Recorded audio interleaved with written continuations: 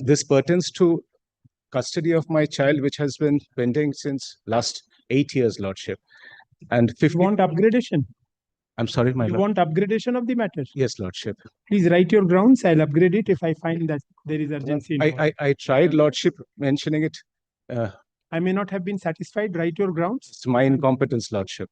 But it's really urgent, Lordship. Lordship, kindly to mention for extension of interim order. Extension of interim order inclusion. Please hand over the slips without mentioning. Milord, I have written extension of interim order. Please hand it up. Hand it up. Extension of interim order. Please don't wait for me to come. Please hand over the slip to the court officer and you can leave. Urgent motion. Friday the order was passed. Monday it has been affirmed. Saturday is the date for delivery of judgment. Without hearing me, without it. No, but you have to file it. No, I will file, my lord. Let it appear tomorrow, my lord. File it.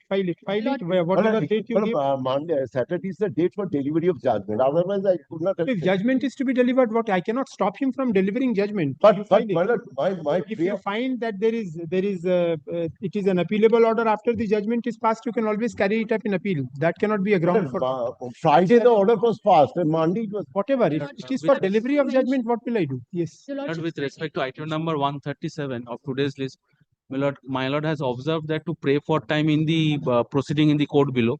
My lord, we have prayed, my lord, it has granted a time, but today has kept it for final hearing. My lord, this item is 137. My lord, I have brought the notice which has been served upon my client. But today final hearing at 11:30 they have kept it. So my lord, now which is that matter? What matter? My lord kindly remembers, my lord, this is the matter where my lord I have shown by notification the state government Ministry of Defence has extended the lease. And my lord, I have prayed that I will show in the interagnum in the change circumstances. Mr. was appearing. Yes, but I put him on notice by mail. I will also bring him. Lordship, kind leave to mention. When do I say to him that my lord will take up? Lordship, kind leave to mention. When you bring him, I'll ask him to pray for an adjournment on that day. Bring it. Lordship's kind leave to mention matter, Your Lordship, for the extension of the interim order. I said extension. Lordship, urgency, it's give it. Please expiring on 21st April, Your Lordship, which is coming Tuesday. Give it. So why have you come so late? You should have come earlier. I did not need to mention the matter, my lord. This matter was directed to come up today, my lord. It's not come up in the list. Urgency is, my lord, on the 20th. The contempt is fixed, my lord. This is that matter where the order passed. List CO number 1159 of 20. Yes, it was directed to appear on 16th. Urgency is on Monday. The contempt is give it. It will hand over the copy of the order, my lord. Lord, this is item number 120 of today's list, my lord. Sir, please write your grounds of urgency. Yes, my lord. The next date of lower court is 22nd of April, my lord. I have written, my lord. Please write your grounds of urgency and give it as if it can be fixed by tomorrow, my lord. Lord, for withdrawal, my lord. Withdrawal. Item number 1. Withdrawal to be mentioned it is. Tomorrow, my lord, has to be mentioned, my lord. It is of 5, my lord. For the combined list, I mentioned, my lord, in the last week, my lord. The interim order is going to expire this week. My lord, tomorrow, if it is not extended, my lord, then, my lord. Extension, give it will appear. My lord, this matter I am mentioning in the third round of mentioning what, my lord, I have today annexed the copy of the order passed by the coordinate bench. I will not see it now. Lord, what happened? There was a specific direction by this. Sir, please write your grounds of urgency. I'll see. My lord, 21st is the date. Whatever it is, please write. I've also annexed the interim order, my lord. My lord, anti-suit injunction matter that is running in the list as item number 23. It will be taken up serially, madam, whenever it is. One matter, my lord, item number 9. They have refused to take the adjournment. They have refused to take the adjournment before the item number 948. I will jump the queue. Just one second, my lord. Why I'm mentioning? My lord, the opposite. It is not going to make any use, sir. You write your grounds of urgency. If I find it is I prefer upgradation any date. Whatever you do, if you don't write your grounds of urgency and give it, I shall not upgrade on oral mentioning. Please give your rights grounds of urgency. My lord. Sir, do I have to tell you separately? Please write your grounds of urgency and give it. I shall upgrade it if I find it is. Why are you unnecessarily wasting your time and my time? My lord, there is another bench after recess, my lord. If it is not taken today, my lord. Can be helped, madam. On 13th bench was there. You were not there. My lord, 17th. May I have your lordship kindly to mention my lord, on 13th. Item number 29 of today's list. It will be called on serially, Mr. In the unlikely event that it's not called on, whenever it is called on. some precedence tomorrow, my lord. Let us see, no precedence Very now. well, Of very well. listed matters, no precedence. Lordship, at the cost of being reprimanded, Your Lordship, item number 110 of your Lordship's monthly list. Lordship, the date for compliance before the learned lower court is tomorrow. Lordship, I'm only praying that it be kept and to be mentioned tomorrow. Give your slip, write your grounds of urgency and give your slip. My, Your Lordship, just my lord, if the matter is not taken up, my lord, my Please call. grounds of Yes, item 1. Who is appearing for the petitioner? I'm for the petitioner, my lord. I'm praying for a Passover, my lord. Passover. 1 and 8, my lord. 2. Passover করে রাখুন দি। Next. Item number 2, Lordship, I need 2 weeks accommodation as because there are certain documents which has to be put forth before your Lordship. Kindly keeps it May monthly Lordship. Why? There are certain document which has to be put forth before your Lordship. लिखे नहीं?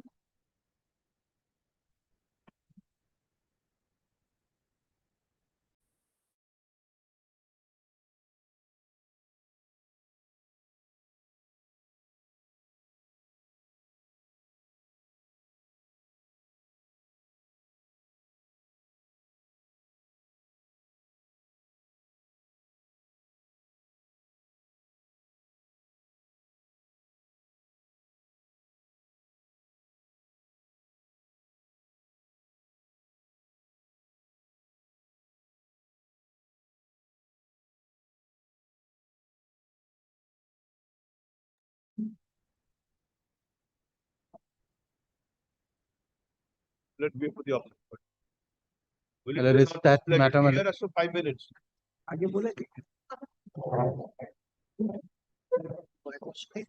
My lord, this pertains to that particular revision, my lord, where the NCLT's proceeding, my lord, had in a circuitous manner been challenged in a civil court, where an injunction order was passed. My lord, your lordship was pleased to, my lord, allow the opposite party to come up in order to distinguish Gujarat Urja on the last occasion, my lord. Yeah, we are on it. Your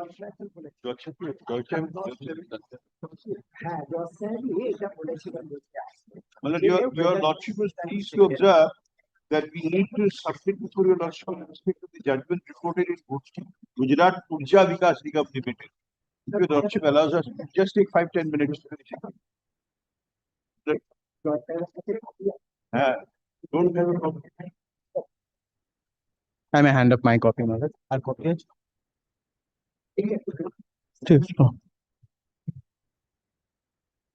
Oh, ঠিক আছে, same.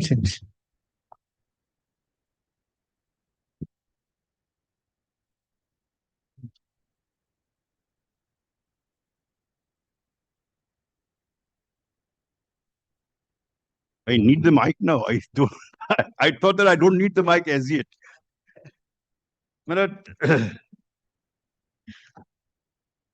I'd respectfully submit that this is a judgment which has been subsequently considered by other courts, and what the judgment has come up latest will submit before the court. But if we take this judgment and primarily come on to paragraph 20 of the judgment at page 233.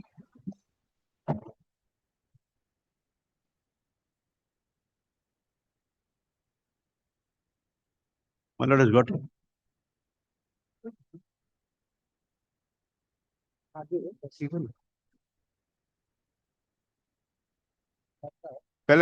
Paragraph 20 at page 233. Lordship has got it. When the second respondent and Power Finance Corporation Limited filed an appeal challenging the order dated such and such. The appeal was dismissed by NCLT on 4th of December 2018, holding that the right of the corporate debtors shareholders to vote on the initiation of CIRP under Section 10 of the IBC was not curtailed by the deed of pledge of securities dated 28/3/2013, entered into between the corporate debtor and the second respondent and Power Finance Corporation Limited. The first respondent was confirmed by the RP by NCLT on such and such date. Then termination, the appellant issued 2 notices of default to the corporate debtor on 1/5/2019, which were received by the first respondent on 8/5/2019. The basis of the first notice is that under the Article 9.2.1E of the PPA, the corporate debtor undergoing CIRP under IBC amounts to an event of default. The appellant called upon the corporate debtor to remedy this default within 30 days from the date of receipt of the said notice, failing which the appellant stated that it shall terminate the PPA by issuing the termination notice. Malat, if we just leave it and come to page 250. 250, jurisdiction of NCLT discussion. 250, paragraph 44. We now come to paragraph 44, my lord.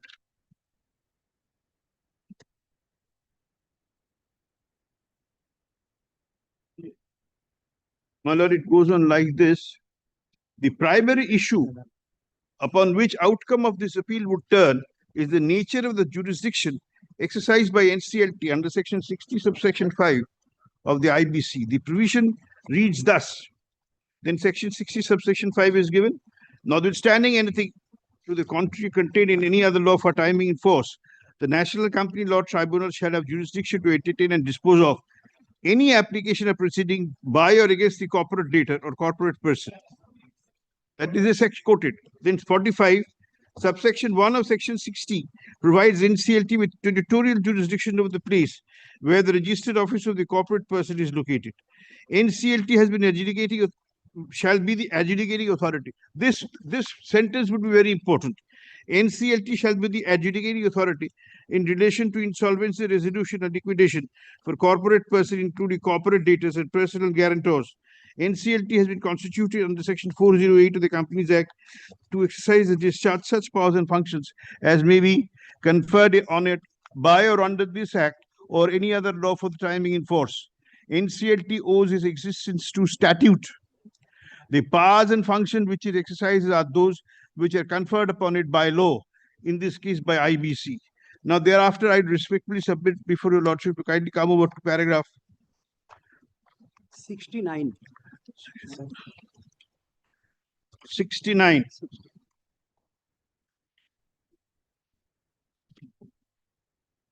The institutional framework under IBC contemplated the establishment of a single forum to deal with the matters of insolvency, which were distributed earlier across multiple fora. In the absence, my lord, the institutional framework under the IBC contemplated the establishment of a single forum to deal with the matters of insolvency, which were distributed earlier across multiple fora. In the absence of a court exercising exclusive jurisdiction over matters relating to insolvency, the corporate debtor would have to file and or defend multiple proceedings in different fora.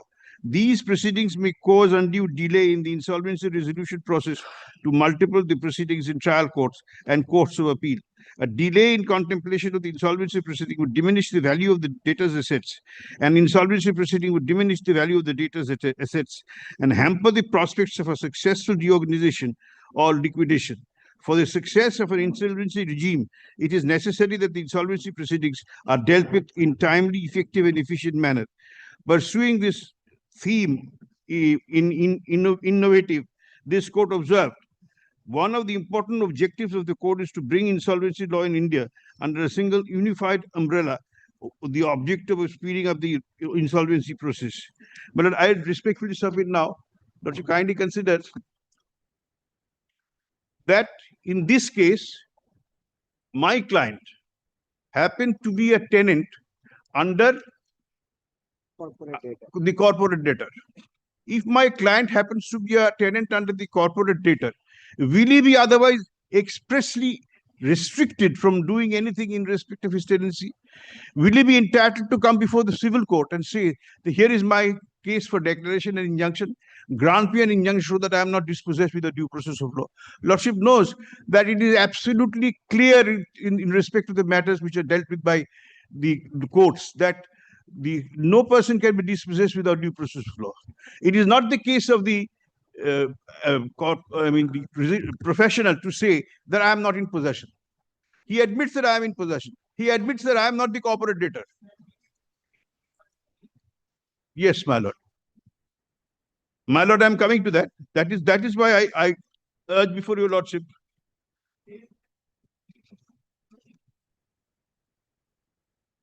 That is what I am saying. Duties of interim resolution professional comes at page 264, my lord. 69 69 answer করুন যে যদি ও আমাকে বের করতে যায় he need to file a suit for eviction 69 এটা My lord, if Lord, my friends have been very kind enough to help me out. If your lordship kindly comes to page 262, there is para 13 is quoted. One of the important objectives of the code is to bring insolvency law in India under a single unified umbrella with the object of speeding up the insolvency process. The principle was reiterated in Asilor Mittal, where this court held that SCCP such and such, the non-obstante clause in section 60 subsection 5 is designed for a different purpose, to ensure that NCLT alone has jurisdiction when it comes to applications and proceedings by or against the corporate data covered by the court, making it clear that no other forum has jurisdiction to entertain and dispose of the. Therefore, considering the text of section 60 subsection 5C and the interpretation of the similar provisions in other insolvency statutes, NCLT has jurisdiction to adjudicate disputes which arise solely from which the insolvency relates to the insolvency of the corporate debtor.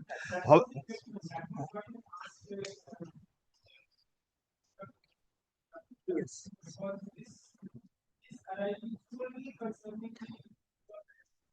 এইখানে আনসারটা এইটা Yes, my lord.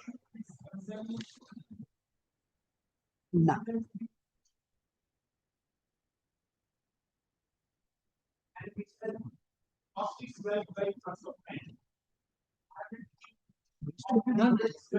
Maybe unregistered document, but fact remains that I am in possession. My lord, in this connect.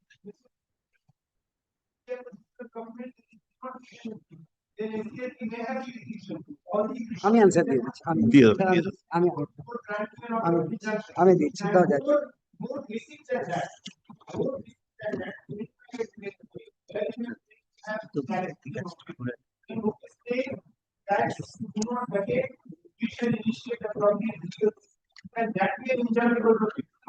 আমি sir একটু That can be, my lord. We will try to explain before your lordship.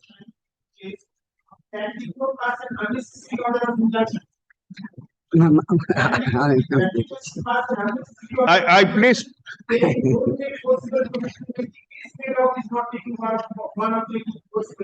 My lord, may I submit one thing? Mr. Gupta wants to submit before your lordship. Let him make his submission, then I'll come back if your lordship permits. আমি বলে দিচ্ছি দাও ওই জাজমেন্টটা দাও with leave of my lordship, and if your lordship may kindly do not mind me allowing. The 69 bottom 4 lines your lordship have noted, which is falling.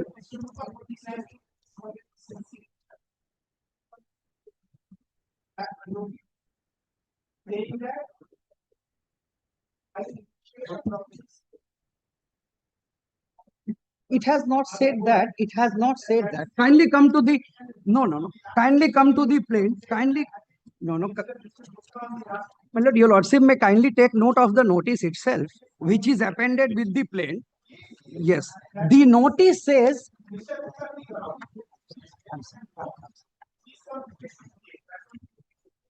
আমার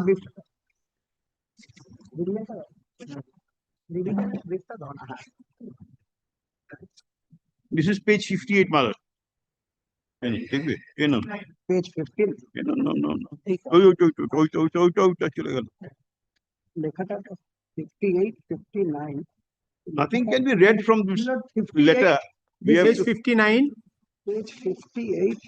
Kindly come to page 58 itself, because this is the notice dated August 4, 2025. Yes. Issues to, this has been issued to plaintiff Arambagh Nursery, Yes. proprietress Joya Rai, who is the plaintiff. Now, notice to vacate. Notice to vacate immediate termination of lease agreement and recovery of possession. Very well. Then don't read the notice only that portion. Please read at page 59. This has Mr. given- Gupta, please come to page 59. Then you show what you are hereby directed. No, come to the second last paragraph. Authorized failure to vacate. Your lordship is on this. Yes. Failure to vacate within the stipulated period may leave us no doubt but to initiate procedure before NCLT or appropriate civil / criminal court seeking eviction and recovery of mean profit and damages. Can this be injuncted? Yes, kindly, my lord. It can be injuncted. My lord, kindly. Very good. This gives me a cause of action. It gives you a cause of action. Does it give you a right to obtain an order of injunction showing that this makes out a prima facie case of such nature that an order of injunction restraining you from forcibly evicting him can be passed? Is that the case made out? The case, my lord, this gives me a right to sue that I can be evicted. Your plaint is not being dismissed at this stage. So let us not argue on right of... Very well. So let us not argue on right to sue. You may have right to sue. Whether merely because you have a right to sue, you can... Then we can otherwise submit before the court an application. Very well. You can submit an application, make an application. But whether the court can grant an injunction or not is the question. Now, my lord, Yes, your lordship answer will that. come. Your lordship was primarily on the point, my lord, what felt from your lordship, that my relief, which I have filed suit, lies before the NCLT. Let us leave it for that. Something which was argued. Now come to this. Come to the core civil question.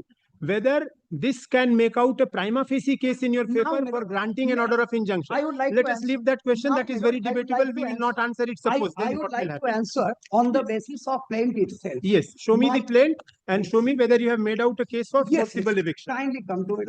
Plaint to annex karo in mudde. Because my lord, the plaint has not been served.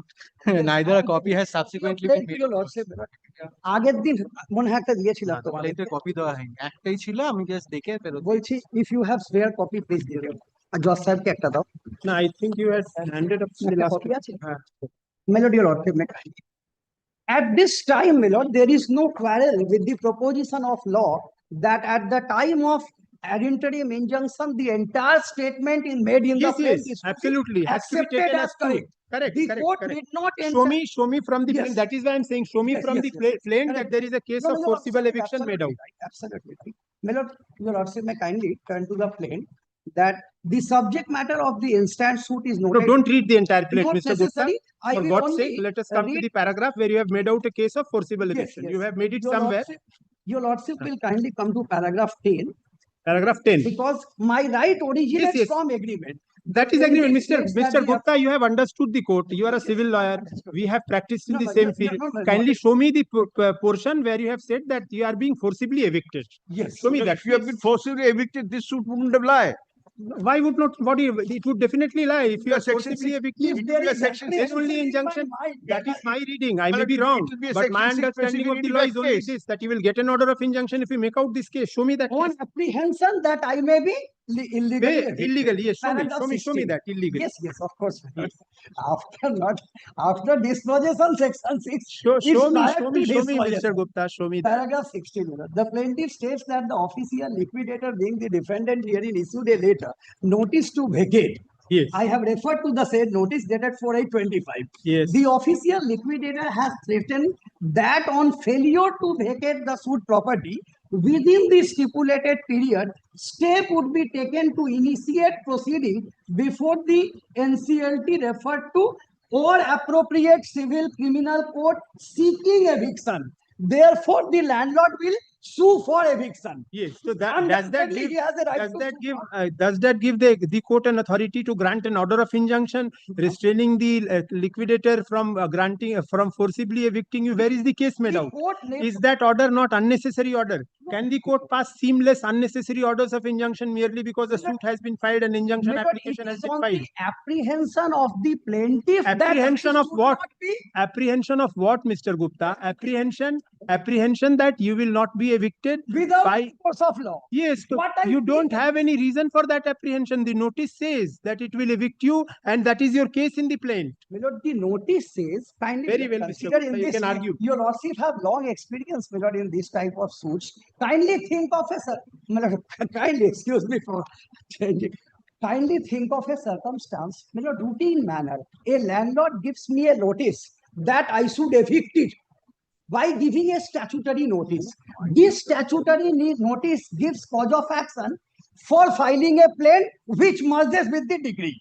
Therefore, there is a requirement under 6.4 to give a notice statutory, which will merge in suit and in case a decree, because speed line 2011 Supreme Court, your lordship knows that it is the notice for eviction. If suit is filed, it will merge with the decree. Now we not think of a situation that when a landlord gives a notice for eviction, you vacate it within this period or I will sue for eviction. This will not give right to a tenant to approach and say that so long he is not evicted in a suit instituted, because I am in a stage where no suit has been instituted as yet. The proceeding is pending before NCLT. I apprehend that even without taking recourse to this provision, which is say that he will be approaching to civil criminal court seeking eviction. Till now, he has not approached in civil or criminal. No, There is but likelihood he Mr. can approach. Mr. Gupta, is that your case in the plaint, that even without taking recourse to that? Complaint. Show me. Yes, my lord, that is Show me that. Show me that. That is what I'm asking for. Complaint No, plaint from the plaint. Yes, from the plaint also there is a reference, and it was produced in injunction also. FIR data now. The plaintiff, may I read 2-3 paragraphs and take your... Don't read paragraphs, Mr. not Gupta. It will necessary. unnecessary. You Yes, know yes. what the question is. Yes, your lordship Please has answer got the the question in yes, point so that it is significant to state here that which page, which paragraph? paragraph 19. I mean the plaint itself. And Paragraph 19. Paragraph 19. Which one? Your lordship is looking in the plaint. Yes. I read paragraph 16. 16 you have you placed. 16 you have placed. Yes, 16 I have placed. Yes. Thereafter, my lord, I am coming to those paragraphs that kindly come to paragraph. I am giving 2-3 paragraphs that will only make out the entire case itself. Yes, my lord. Paragraph 21, your lordship will Paragraph find 21. That subsequent to 4/8/25, the plaintiff issued a letter dated 5/9/25 in response to notice to vacate, contending inter alia that the notice is illegal and no steps can be taken. Consequently, the notice should be withdrawn and no effect to be given. Thereafter, it comes to paragraph, your lordship will find paragraph 24, 25, and I come to the cause of action, that is giving, yes, what is falling from your lordship, paragraph 28. 28. Yes, 28, and I go to cause of action that your lordship is 35, your lordship will get it. Addendary में একটা 35 থানা ওইটা দাও থানার কমপ্লেইনটা which are the paragraphs you have referred May to? I read 21, 24, 25. Its intention was to know 28. Yes, 35 and 35. Now, my lord, may I place 35 that Yes. after this notice, may I indicate, Yes. and there is a document to that effect also, because I, my lord, had occasion to go through that, because in the plaint which was filed, addendum was prayed for, and in the addendum there was a complaint by my client. No, from the plaint case. Yes, of plaint course. case you show me. Of course. The plaintiff states that, did your lordship get it, paragraph 35? Yes. The plaintiff states that the cause of action for filing the instant suit arose with the issuance of notice dated 4/8/25, and consequently it arose on all such dates when the notice to vacate was issued on 4/8/25. The response given by the plaintiff was 5/9/25, and Where is that? 5/9/25. No, the subsequent one, 24/9/25, whereby defendant again asserted its right. Yes, I am giving that document if your lordship wants me. No, it is Paragraph 35 I have referred. These are part of document filed by me.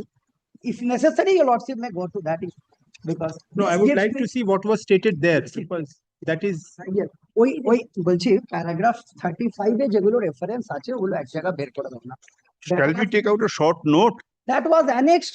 That I'll just see the actually that Just an was affidavit, annexed just an affidavit in the with opposition. injunction Short application affidavit itself. not required. I will not On request injunction. injunction May not be hearing now. necessary to that extent, but only your lordship may I take it just for want to see granted the documents which are disclosed in the that plaint. these documents form part of my fee which I filed for obtaining an interim injunction. This I recollect. My learned friend will also be having that, and I also request Firisti's songe document ta ber kore dao ekটুখানি. So there is reference of these three letters, and consequent cause of action arose on all the dates which continues one, and there is cause of action for prevailing facts in the prevailing fact and circumstances.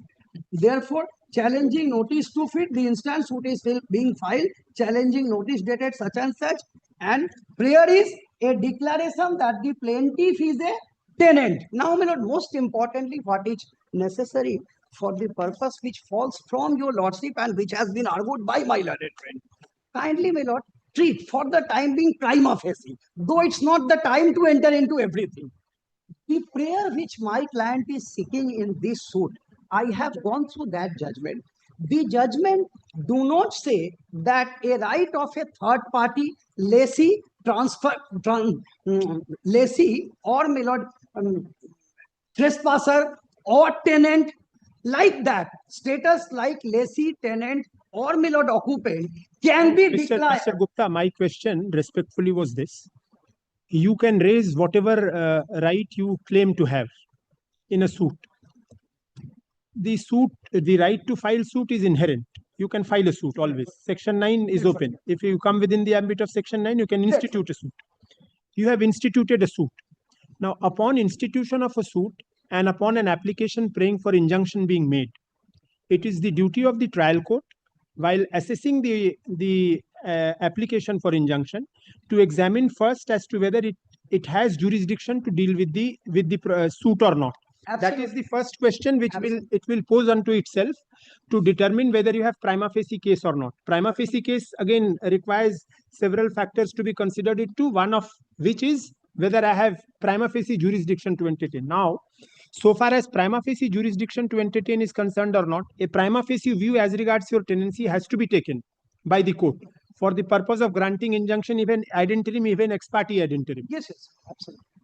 That exercise does not appear to have been undertaken by the learned appellate court, who has undone the order of injunction, refusal of the order of injunction by the trial court. Now, that itself, in my prima facie view, is an error. It could not have been done. He should have undertaken that exercise. You have to cross the threshold. Filing of the plaint, up till that it is all right. Suit will take its course. Seeking an order of injunction, you have to assert your prima facie case. The court has to come to a finding, even at the ex parte ad interim stage, that you have a prima facie case and I have prima facie jurisdiction to deal with the prima facie case, and only then it will go a step further and issue an order of injunction. Here, that exercise does not appear to have been done in the least. Even then, before the revisional court, if you can satisfy and cross the threshold that yes, prima facie you are a tenant, I may not interfere with the order of injunction, saying that yes, the notice is saying that yes, you may have a right. You may have a right to assert before the civil court. Apart from that, there are other hurdles also. Why did I say Gujarat Urja? Now, this property, Mr. Gupta, this property, as is apparent from the notice, forms part of the liquidation state. If it forms part of the liquidation state, the liquidator will have jurisdiction over the property. The moment you file a suit, it will be hit by the bar of Section 33 or 35, whatever. There is a bar. Section 33, I think, if I'm not wrong. 33, there is a bar. And this bar is all the more prominent in respect of, or in fact, it applies in respect of fresh suits. That was one difference which I remember having gone through the IBC at times when I had dealt with, that there is a complete bar. Now, when there is a complete bar, what should you do? Now, when you apprehend an illegal action at the hands of a liquidator or an interim resolution professional or a resolution professional, the immediate authority to whom you should report or you can approach is the NCLT, under whose aegis either the liquidator or the resolution professional acts. If you approach before the NCLT, there is no reason for the NCLT to assume jurisdiction if it doesn't have. But there is every reason for the NCLT to say that liquidator will not dispossess you without instituting a suit. So this is where I would like to Gujarat Urja comes in and says that there should be one forum which should be approached. No, The multiplicity of proceedings against or by the corporate debtor in several fora have to be converged to one particular forum, is what the ratio of Gujarat I Urja is. understood why this is falling from your lordship. And the next question, leaving all of this apart, is the question of your plaint case showing that yes, there was a threat of forcible eviction. I have understood, my lord, what has been felt by your lordship. Your lordship prima facie have a mind. Prima facie, there is some expression in your lordship's mind that I should have approached before the NCLT. Now, my lord, to my lord buttress this point that I cannot approach, or whether I should have, my lord, I have a right because the plaintiff is dominus litis and has a right to approach before the court, which he seems to be granting his relief. Now consider that these reliefs, take it in the alternative way. I approach before the NCLT with these reliefs. My lord, bowing down what is falling from your lordship from the observation of Gujarat. Suppose, my lord, this is an application filed before the NCLT court, and the NCLT court is required to, my lord, decide this and whether grant a relief of this or not. Because multiplicity should be tested on the anvil that the NCLT tribunal has a jurisdiction conferred to grant a relief to third party. What is falling from your lordship that as if I am a corporate debtor, there the answer has been given in Gujarat itself. That if the dispute, may I, my lord, borrow the line which is recorded in Gujarat by, my lord, Justice Chandrachud, recording the right, paragraph 69, last line I put emphasis, that was taken care of in number of judgments. Even Chief Justice has, my lord, expressed that this would be confused by the courts, as the other court's jurisdiction would be rendered otoes, because observing that as if the petitioner has twofold jurisdiction and remedy, and he is avoiding one and choosing of his choice.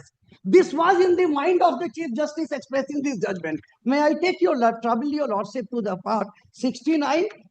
I put emphasis on the word because this has been quoted by number of judgments passed by different courts of high courts. If necessary, I will cite all those decisions to my learned friend and your lordship. What is borrowed in those paragraphs by distinguishing Gujarat lies in the emphasis to therefore page 262. Page 262, just like my learned senior friend may not read. Therefore, considering the text of 65C, this is a residuary provision. The court went extent that residuary provision fulfills the main section. It does not give a right unfettered to NCLT. And your lordship notes that tribunal jurisdiction is circumscribed. It doesn't have like section 9.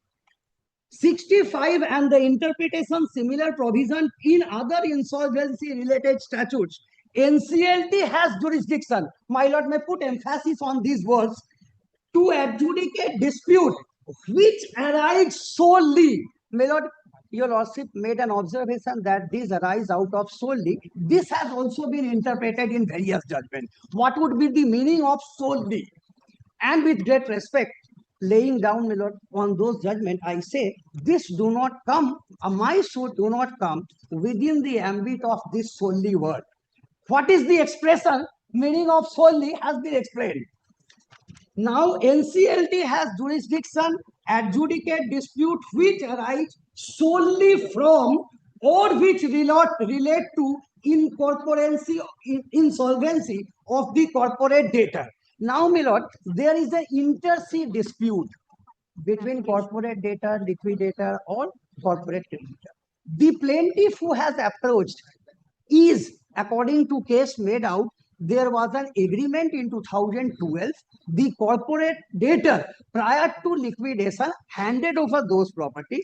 I have been enjoying that property since 2012 on the strength of that agreement. Therefore, whenever the matter went up to NCLT, much prior in 2012, the plaintiff has been exercising possession. The notice admits that I am in possession. Therefore, he gives the notice for vacating, which may give him a right to sue for eviction either before NCLT if he has jurisdiction or before civil court or that. But I am on that even the NCLT is not clothed with the jurisdiction to pass a decree for eviction, even if it arose from the eviction notice. The jurisdiction to pass a decree against the plaintiff, who is not a corporate debtor, he is a third party tenant under corporate debtor, and the liquidator assumes, my lord, vests all the powers of the directors of the corporate debtor vest with the liquidator. Therefore, even if it was for my landlord, he should have brought a suit for eviction and throw me out. I cannot be dispossessed. Now the power of the liquidator, what, my lord, has been considered, or I cited in 2012-13 last. Need not go into all that. That he has only power to sell. Sell means that it is not an encumbrance. Has power to protect the Yes. assets of Sale the do not debtor, take away. not only sell. I cannot Till protect. such time that it is sold, he has to protect it also. Yes. He also has to see that the value is maximized. Yes, yes, of course. But he cannot. Tenanted and it Oh, support it is absolutely. projected as having been tenanted. No That dispute. No power dispute. also. Therefore, he cannot, in exercise of a power that I have been appointed liquidator, throw you out without even seeking an eviction from a competent court of law. Where he can seek eviction is to be exercised by him. But the court has given answer in number of cases that even the official liquidator cannot seek an order of eviction from NCLT because the tribunal. That is right. Because I am a third party. But whether in case of trespassers also it cannot. That is doubt. It is Very in doubtful. respect of all. No, it is not in respect of all. There are recent judgments. It has been prohibited. Chakraborty is more enlightened on that. There are prohibited by the there are court. very recent judgments on that which say that it is possible. May I clarify to that? What has been prohibited, because your lordship have occasion in number of cases to deal with I that. think Janvi, Adinath. May I clarify? In all those cases, what was common, may I just indicate where is the difference lies? In all those cases where Mirror Court allowed trespasser to be evicted, was there that they were put to possession after 13-2 or after liquidator was appointed. In my case, I was in possession by corporate debtor in 2012. Your lordship will mark the distinction. I have two judgments of Supreme Court. I have two judgments where the court has distinguished. Mr. Gupta, let us There find it out. What is falling from your lordship, in those cases, there was Mirror giving possession after liquidator was appointed by NCLT. In my case, I am in 2012. That is admitted by all parties. Therefore, there is a distinction that I was in possession much antecedent as a tenant under the corporate debtor. On the face of it, it is appointment of 2019-20, and I am in possession in 2012. Very. May I just place before your lordship three judgments, and I complete. First one is one reported in 2020. It's available in 2020 SCC online, NCLAT, page 426. And I refer to paragraph 62 only. Page 8, 2021, volume 15. Citation double. You had cited this on the last occasion. You had cited this on the last occasion. It was cited. Yes, yes. You had given an unreported copy. I have. Oh, Malad, kindly refer to paragraph 62. Then I leave all other paragraphs. We had some more paragraphs to otherwise cite before your lordship. Kindly come to paragraph 62. There's a question which came up from your lordship. In this unreported judgment of KL Jute, you had cited paragraph 65. I have my notes. I'm submitting before your honor. The lordship kindly take up paragraph 62.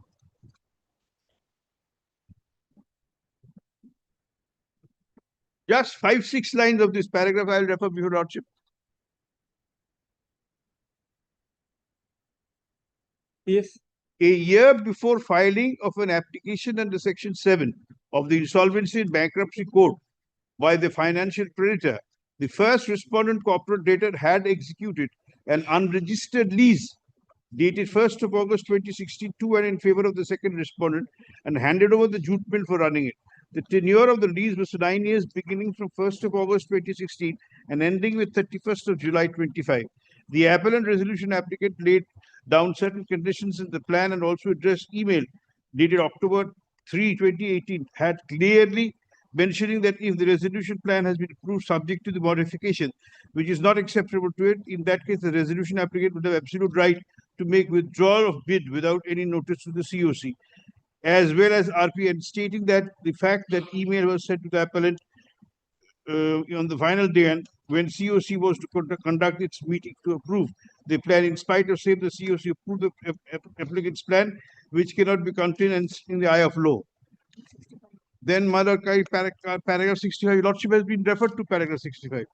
Insofar as the eviction of the second respondent is concerned, the adjudicating authority is not empowered to pass an order of eviction, and it is for the aggrieved party to move the appropriate forum for redressal of its grievances in accordance with law. In short, the Committee of Creditors had approved the resolution plan in utter disregard to the ingredient of the section 32E of the Insolvency and Bankruptcy Code, and as hence the same was rejected by the adjudicating authority. Moreover, the adjudicating authority had appointed a liquidator rather than the existing resolution professional. The plan was approved, and thereafter the COC approved the plan, and here the Honorable Court says that it is for the aggrieved party to move the appropriate forum. We are the aggrieved party. No, my lord,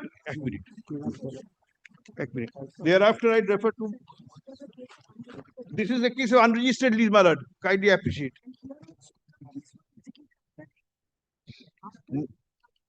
Next, I shall also refer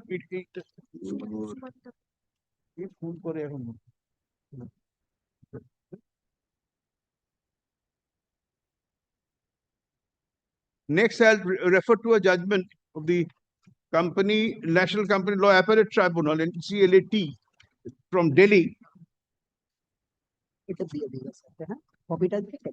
squarely, my lord, covers what is falling from your lordship.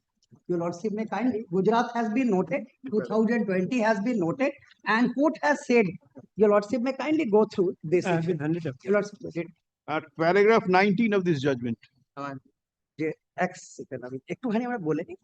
Jurisdiction point. Kindly come to paragraph 19 at internal page 8. The counsel for the appellant has further submitted that section 60 subsection 5 of the code is not attracted because the dispute in respect of tenancy rights and the eviction of the tenant is separate from the insolvency of the corporate debtor and is not related to insolvency resolution process. He has relied upon the decision of the Honorable Supreme Court in the case of Embassy Property Developments Private Limited versus State of Karnataka, in which the Honorable Supreme Court held in paragraph 40, if NCLT has been conferred with the jurisdiction to decide all the types of claims of property of the corporate data section 18F. It was a case of a statutory tenant, Mr. Mukherjee. Yes. This was under the Tenancy Act. Fact remains, after that it is given the duty of the resolution professional in this particular paragraph also. Now thereafter, my lord, jurisdiction ta mathay asche je jurisdiction ta bar noy, ousted noy. Jurisdiction bar, my lord has already expressed jurisdiction is not barred. Civil courted but only whether we should be entitled to injunction in respect to a suit which has not been filed. I could not have approached for this relief. My lord, Gujarat Urja was referred in paragraph 20 of this judgment. All paragraphs noted of Gujarat. Gujarat Urja judgments, all paragraph 44, which is the important, and paragraph 74 has been. Gujarat Urja has been subsequently considered by Supreme Court also, I think, in Victor Banerjee or something. Yes, yes, the lordship is absolutely correct. It carves out that exception in Victor. In Victor, it carves out the exception that where tribunal has jurisdiction and where it does not. Victor citation. By dealing with that, it carves out that jurisdiction. Your lordship is also mentioning about the Janvi Rajpal automotive judgment. This is also referred to in paragraph 20. Is there, Adinath is there, then classic Adinath is also there. Adinath is also referred. That is in paragraph 25. All these have been referred in this case. Lordship may be kind enough to kindly go through. Paragraph 25. Paragraph 25. 24 is Janvi and paragraph 25 is Adinath. 69. This will go to show what is the actual situation in respect to the issue. We would be trying to otherwise express before your lordship that this is a situation where a party is entitled to file a suit for eviction. 69. Moreover, my lord, I'll respectfully submit that my friends, while arguing before Paragraph the court, 11, quoted, paragraph 11, your lordship will find 69H has been quoted from Gujarat, which says, however, in doing so, 69H, page 18, it is borrowed from Gujarat. page 11. Nothing bolo bolo. I'm sorry. No, no, bolo bolo. Sorry, Bolo sorry. bolo bolo. Extremely sorry. Just a shoot. 69H, my lord, your lordship will find, therefore, considering the text of 65C That is a and page 11, my lord. interpretation of similar provision in other insolvency related to statute, NCLT has jurisdiction to adjudicate dispute which arise, my lord, solely from or which relate to the insolvency Of the of the corporate debtor. However, in doing so, we issue a note of caution to the NCLT and NCLAT to ensure they do not usurp the legitimate jurisdiction of other courts, tribunals, and fora when the dispute is one which does not arise. My lord, kindly I put emphasis on that, which does not arise solely from or relate to insolvency. My relief is that this corporate debtor put me in possession sometime in 2012. There is an agreement in between corporate debtor and this company has gone into liquidation in 2019. NCLT proceeding has taken place after 19. Therefore, it's not something that I am creating something for the time being after I know that the property will be sold. Therefore, I was, my lord, on the point that your lordships, while interpreting that I am trespasser or not, should take into consideration whether I was in possession prior to the proceeding or after like 13 to somebody, my lord, a clandestine manner puts in. There is not a dispute by the RP or liquidator that I am exercising possession since 2012. The loan of 3 crore 86 has been admitted by them. Therefore, this is not in dispute that since 2012 I am has also been placed before the I placed these orders before the civil court also, wherein the liquidator admitted that yes, there is a claim to that extent and this third party is in possession. Now, if prima facie a third party, tenant, licensee, trespasser, as your lordship, my lord, it would be too early to adjudicate as trespasser or not, because that is the object of suit. But at this stage, what I have done, I have approached and seek not to dispossess illegally. This does not take away the right of landlord to evict me in due process of law. Your lordship has ample experience in this type of, my lord, that a landlord will always go ahead with his notice and file a suit for eviction. And I do not know whether I will succeed or not. That will be something else premature now to be dealt with. But one thing which fell from your lordship, that jurisdiction is ousted or prohibited, that is with great respect, my lord, not there. That will appear from number of judgment of Supreme Court and NCLT. Because the test is since when I am in possession. If had I been possession after to NCLT proceeding, possibly that may could have joined that whether a trespasser should be given relief like that. Your lordship have been dealing with that at iron hands, because that is some connivance, proceeding in connivance. But here is not a case, because the plaintiff asserts his right since 2012. Other side admits he is in possession. He says, I will evict you either from NCLT or civil court. Of course, it is his right. But so long I am not evicted in a proceeding or legally, I should not be illegally dispossessed or interfere. And my learned friend can always take the point of jurisdiction even in injunction objection. No courts take away that power if he can prove that the civil court is ousted with jurisdiction. Certainly the suit will go, it will be dismissed. So till now he has not taken out Order 7 Rule 11. Till now he has not taken objection that the civil court is not clothed with such jurisdiction. Or that adjudication will be too early in 227 at this stage. Of course, your lordship will restrict it that the court will decide it in case the point arises, so that in second limb it can be gone into by the courts. But doubting me at this stage would be too early, my lord, too early. No, my lord, at the very outset, my lord, it is nobody's case that I'm joining issues insofar as the jurisdiction of civil court is concerned. All that I'm concerned of as on date, my lord, is the plaint which has been made over to me, my lord, as had been handed up to your lordship also. There's not a single pleading, my lord, made in respect of the possession being forcibly taken. There's not a single pleading to that effect. However, my lord, the relief sought, if your lordship has gone through the pleadings, it distinctly clarifies that it is on the basis of the steps taken by the liquidator in issuing such notices. Now, my lord, if your lordship goes through the prayers which has been made, disturbance, my lord, no case made out in the plaint, save and except, my lord, issuance of the notice if it is to be deemed as, my lord, a disturbance being created at the instance of the liquidator. Next, my lord, a decree for declaration that the defendant are not entitled to cause forcible dispossession of the plaintiff from the suit property described in Schedule B without due process. C, a decree for declaration that the right, I'm not troubling your lordship. D, a declaration for a declaration that the impugned notice dated such and such described in Schedule A is illegal, void, and no effect, and of further effect can be given to the said impugned notice in the eye of law.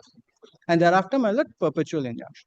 Now, my lord, the injunction application in itself has to demonstrate that there was some sort of a cause of action, my lord. A prima facie case has to be set up in order to demonstrate, my lord, that there was a forcible disposition. Now, my lord, there cannot be any injunction from me filing a suit. That injunction is not there. So if, my lord, with deepest of respect, if that be so, and I have issued a notice indicating that I'll take steps to evict, that notice cannot come under challenge. And that, my lord, especially when it has been taken in exercise of the powers exercised by the liquidator under the Insolvency and Bankruptcy Code. I had indicated on the earlier occasions also, my lord, section 34-35. Your answer to KL Jute's paragraph 62, whether the aggrieved party will have right to approach the civil court. If the civil court or the appropriate forum, if the right to approach the appropriate forum is there, the appropriate forum will have all authority to grant injunction or to refuse injunction. So why should injunction in such cases not be granted? Yes, if you have a right to approach the court, you cannot have to you cannot be said to have a right to a restricted approach before the court. The court will have all the avenues to grant you whatever relief the court can in exercise of jurisdiction relevant to a particular proceeding. Now, if you have right to file a suit, then the power of the court to grant all reliefs which could be granted in a suit will always be deemed to be there in the court. You cannot have a restricted, you cannot say that the court has a restriction on the power, on the exercise of power. That injunction will not be granted. Absolutely not on that, my lord, because over here, the basis for passing an order of injunction ought to be, my lord, as to whether the case has been made out in the plaint or not.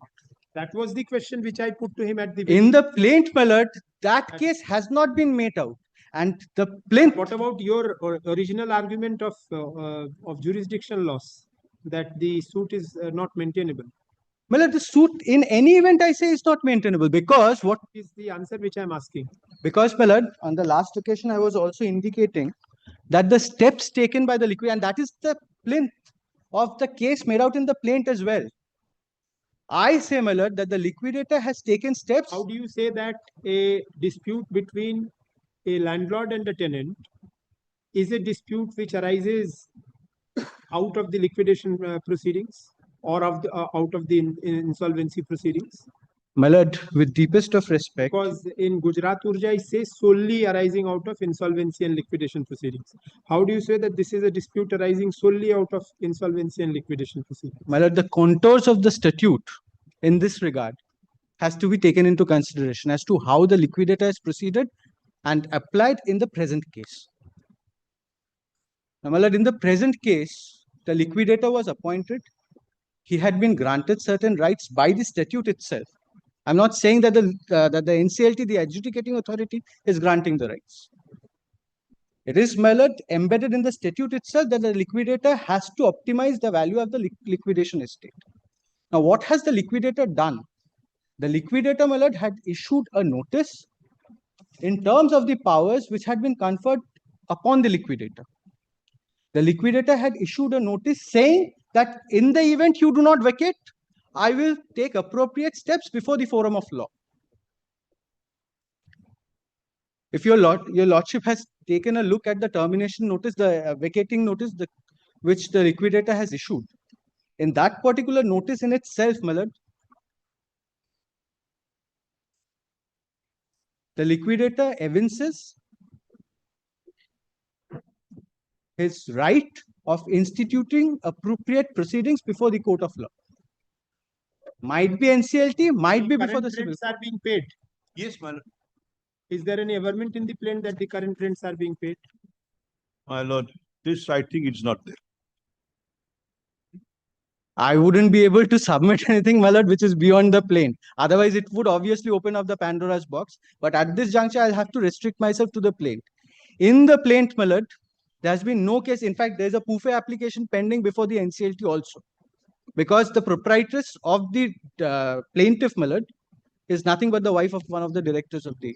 But again, that your lordship cannot look into, because I cannot enhance the scope. Whatever is there in the plaint, I have to stick to that. But insofar as, my lord, the order which has been granted, my lord, over there, in fact, your lordship has also taken notice of the fact that the plaint was also not made over. And this was the very reason why. My lord, it is there in, it is there in paragraph 12 of the plaint.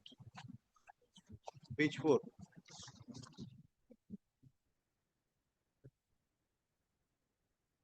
Yes, my lord, but the particulars have not been provided. Continued to pay. Yes. Still pay. Not continues. And my lord, in any event, it doesn't say to submit, we still pay. No, but it doesn't. Long-term lease. Plaint doesn't say that you are still continuing. It says it continued at one point. Apparent, my lord, that it is. My lord, if it has to be deemed as a long-term lease, my lord, then it ought to have been registered as well. At the end of the day, it's a monthly tenancy. I'm not on that. The plaint itself, my lord, does not make out the case insofar as forcible disposition is concerned. And the event that is not made out, that is when I say, my lord, there cannot be an order of injunction restraining the liquidator from taking steps, from evicting the person, whoever it might be, assuming but not admitting, my lord, even if they are trespassing. When is the next date before the appellate court? My lord, that's sometime in July, my lord. They have appeared and date has been fixed for filing written objection and written statement at their instance. Written statement, my lord, perhaps one of my learned senior friends can argue, not both of them. There's a learned senior advocate appearing. Please to respect. Of course. Only date has been fixed, my lord, in the court below. They prayed for time for filing. Because, my lord, my revisional application was spent. I'm not. Mr. Mukherjee, learned senior advocate, appearing for the opposite party.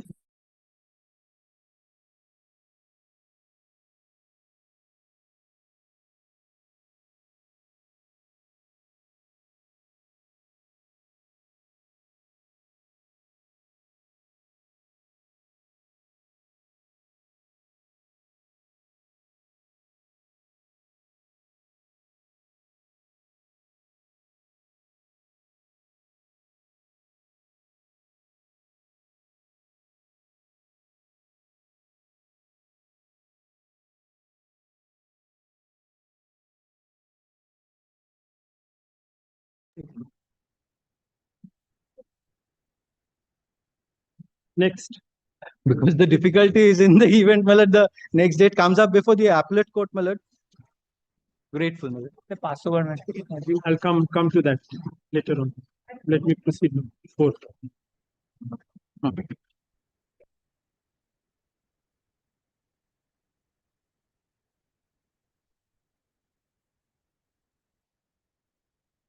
Nobody is appearing. I am here for the petition. Opposite party number 1 and 4 to 8.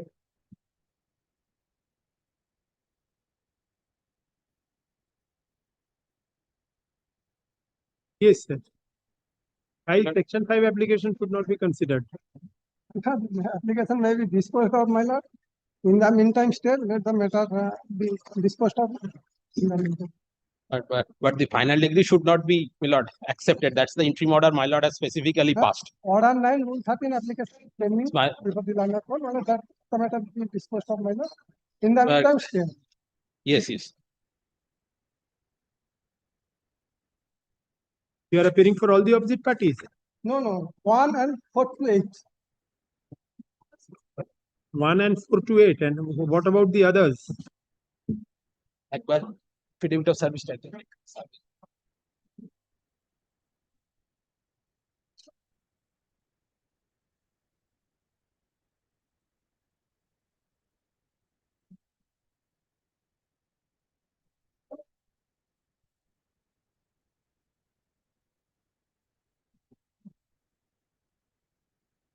ওরা কে ছিল? 1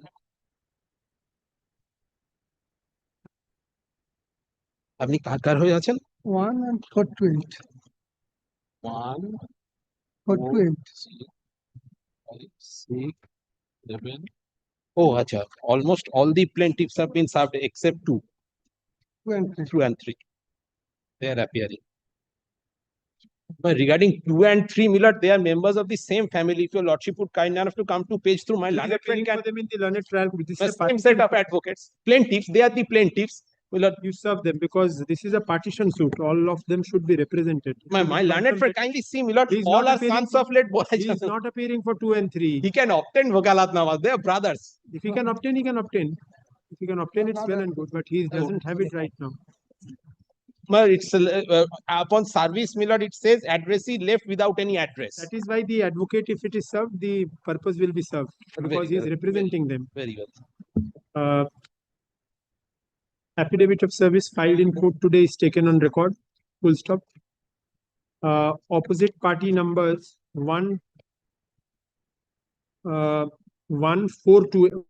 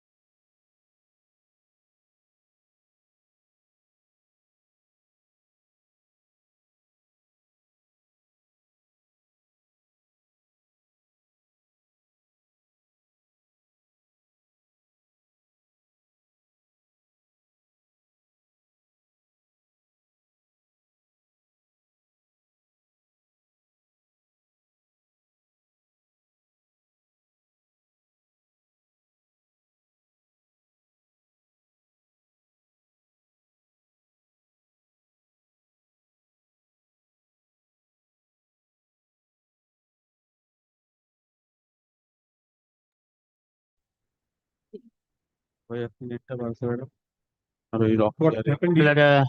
Third party.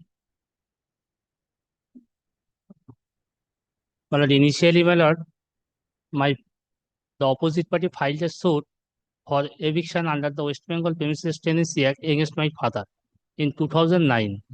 During pendency of the said proceeding, my lord, the original tenant, my father, died.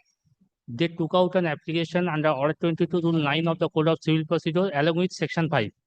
My lord, impleading your petitioner as a party to the said proceedings. Subsequently, my lord, they did not proceed with the said case and the said suit was dismissed as withdrawn. And thereafter, my lord, they filed the instant suit against one of the legal heirs of the original tenant without impleading the other legal heirs. And my lord, got a decree for eviction. My lord, eviction decree passed and my lord, title appeal, my lord, was dismissed. Now, my lord, they put the decree into execution.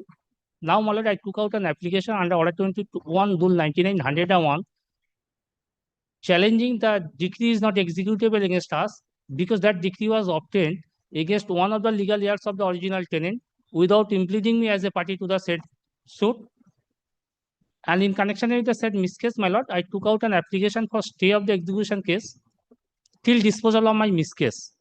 That application for stay has been dismissed, rejected, though the court held that, my lord, the fate of this miscase is dependent upon the result of the instant miscase is dependent upon the, my lord, the fate of the eviction, alleged eviction decree. Court held this, but till then, my lord, my application for stay has been rejected.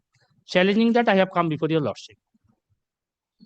Now, my lord, kindly turn to, my lord, their application under Order 22 Rule 9, my lord, wherein, my lord, I have been made a party to the said. Your lordship, kindly straightway come to, my lord, page 16, 16. Page 16. 16, my lord. Yes. Well, in the middle portion, Munilal Shaw, wow, being dead, his legal years, Maloa Shaw. I am Maloa Shaw. He filed his application in the nickname. My actual name is Bhadam Prasad Gupta, and my nickname is Maloa Shaw. Now, my lord, this is the miscase, wherein they sought to implicate me as a party to the said execution proceedings. Subsequently, my lord, kindly have a look at my application under Order 21 Rule 97/99, page 23. Kindly turn to page 24, paragraph 3. Paragraph 3, my lord. That your petitioner states that his father Munilal Shaw was the tenant in respect of one room and one shop room at the rate of rupees 110 per month, payable according to English calendar under the decree holder predecessor Johor Das, and that after the date of Johor Das, none realized then from the father, and that while the father was enjoying the rented accommodation, carrying on business in the said suit shop, died intestate on 7 May 2009. That prior to the date of father Munilal Shaw, the opposite party decree holder claiming them as a Thika tenant filed an ejectment suit 14 of 2009 in this court, but the opposite party decree holders in the said suit did not substitute the name of the deceased heirs of the said defendant Munilal Shaw, and as such the suit got abated. In such circumstances, the opposite party decree holder filed a miscase for setting aside the amendment, being miscase number 91 of 2010 against all the heirs of the said Munilal Shaw, including this petitioner.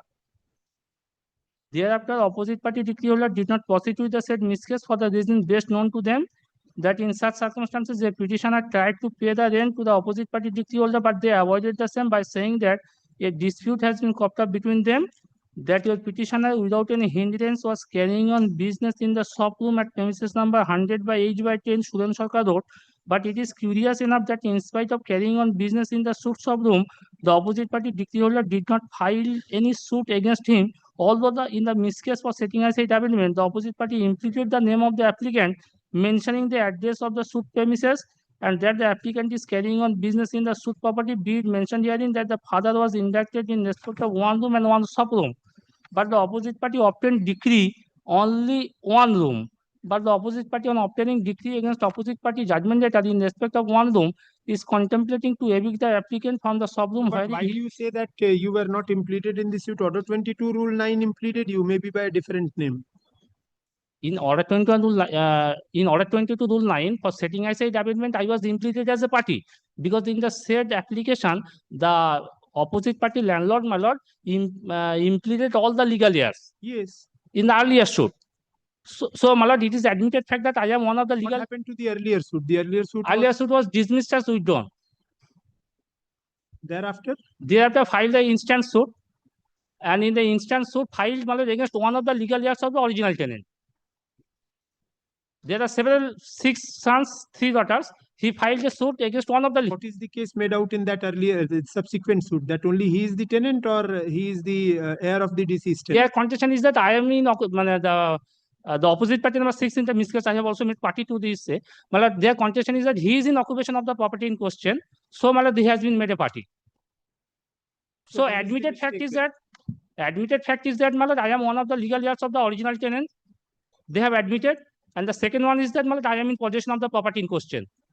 When was the subsequent suit filed? In 2018, my lord. And when was this earlier suit withdrawn? In 2009, my lord.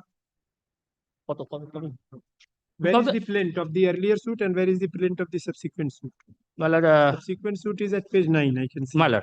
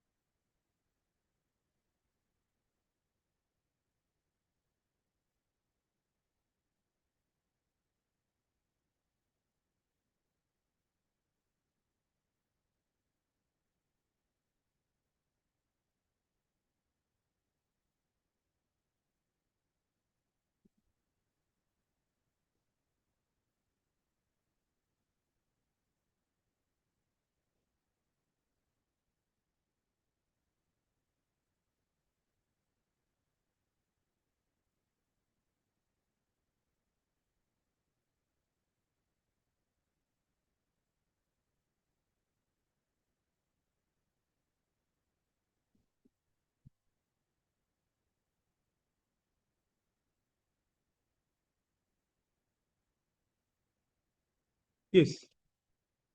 So, my lord, admitted fact is that, my lord, I am one of the legal heirs of the original tenant. Second one is that, my lord, I am in possession of the property in question.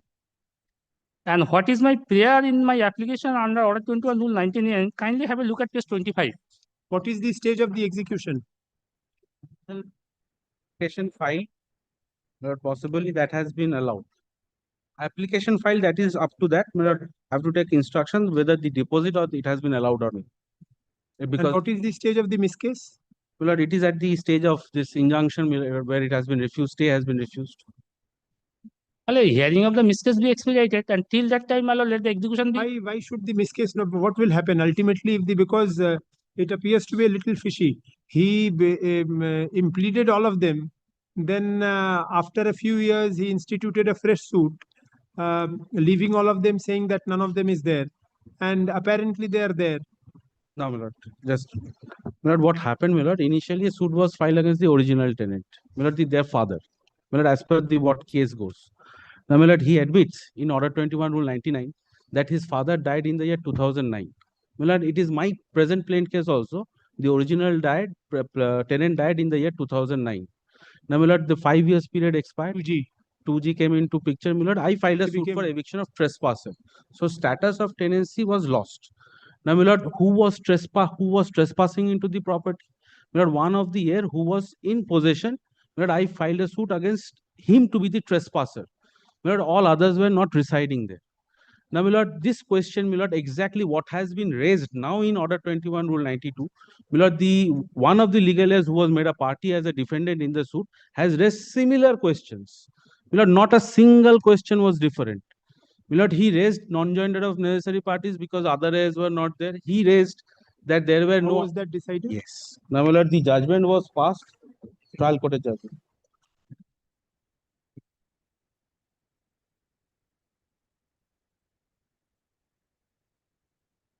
No, return.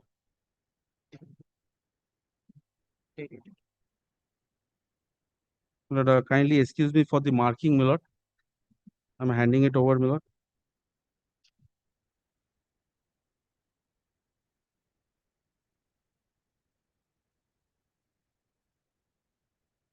Kindly takes up, my lord, the red portions, my lord, kindly looks into, my lord. The court has held that the present defendant is in possession of the property. The court has held none of the heirs are residing in the property. He also raises a dispute in Order 21 Rule 99 that there are two rooms. The similar plea was taken in the defense. The court has said that no, it is only one one room, and my lord, court has passed the decree evicting the defendant. Every point which is being agitated now in Order 21 Rule 99 is being pleaded in the defense. My lord, that written statement of it.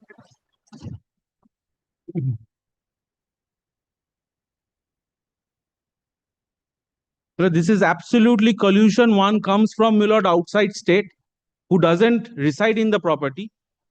And my lord, now my lord taking aid being legal heir where his relationship has been snapped after 5 years. My lord, he files to my lord just to my lord defer the my lord execution.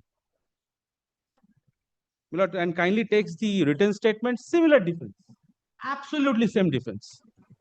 What has been raised here?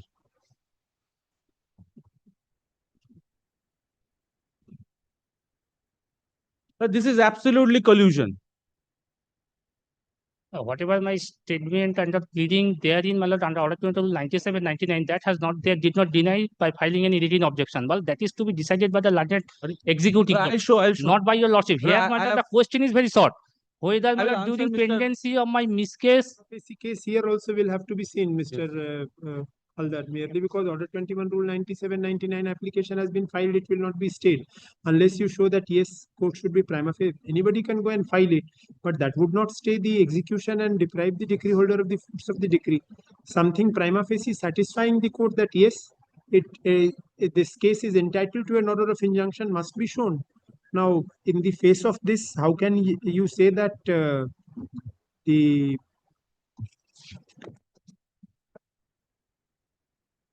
After all, the decree is not binding upon me because I am not a party to the suit. Admittedly, I am one of the legal heirs of the original tenant. Whatever may be, whatever may be his defense is that it is not binding on you. yes, my lord. So, my lord, during my possession in the property in question, I am in possession of the property in question, my lord, and I am DW2 and DW3. Milord, they are the other heirs who have deposed and said that 7 except this defendant, no other is residing there. They have deposed. Court has, Milord, I have brought that deposition, Milord. This is the deposition, Milord.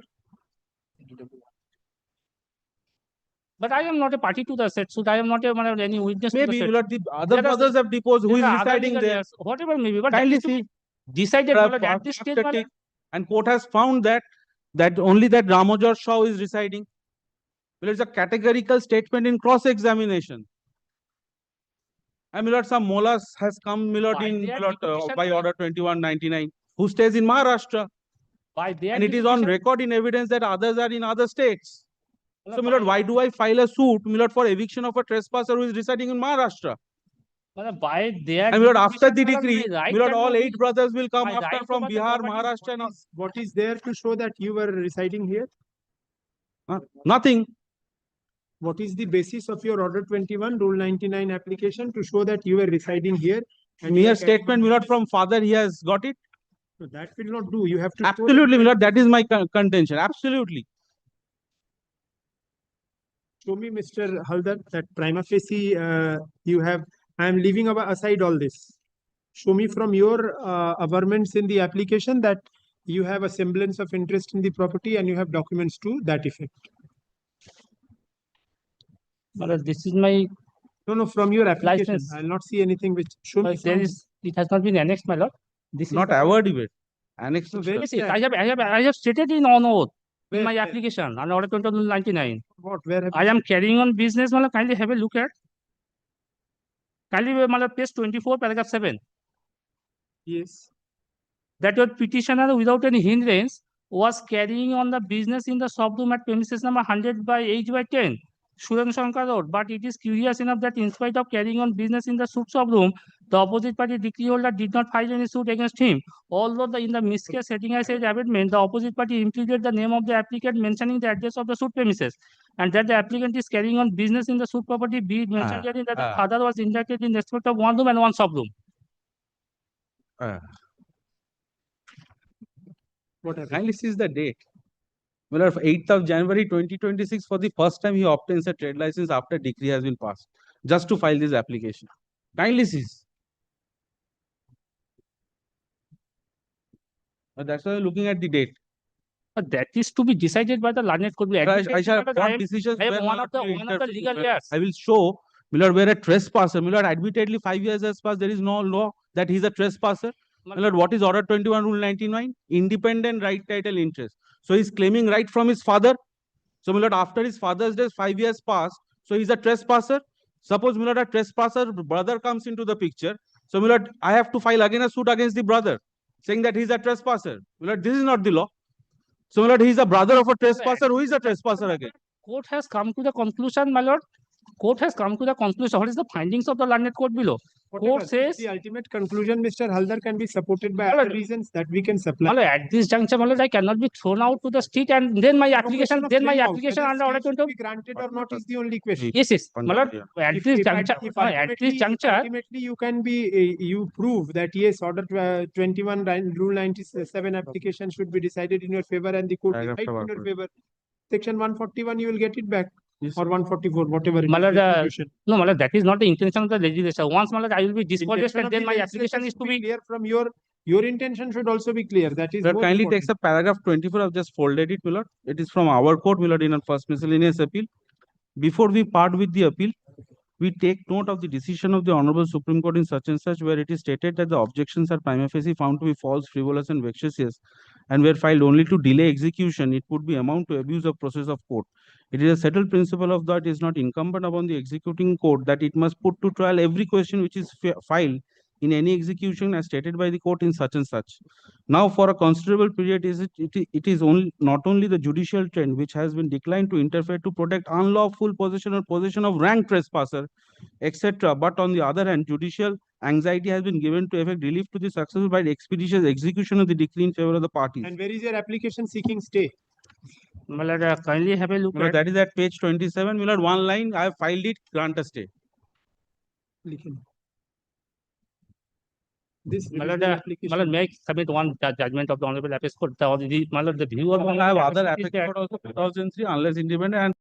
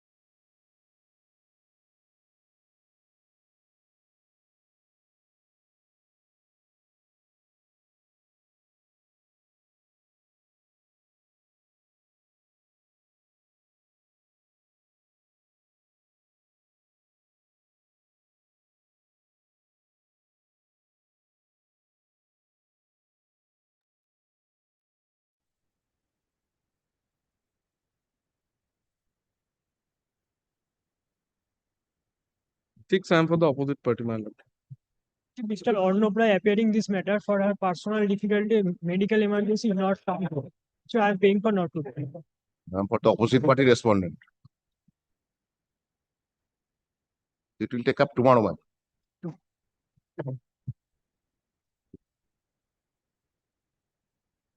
Item number 7, Your Lordship, I am for the petitioner. I appear for the respondent.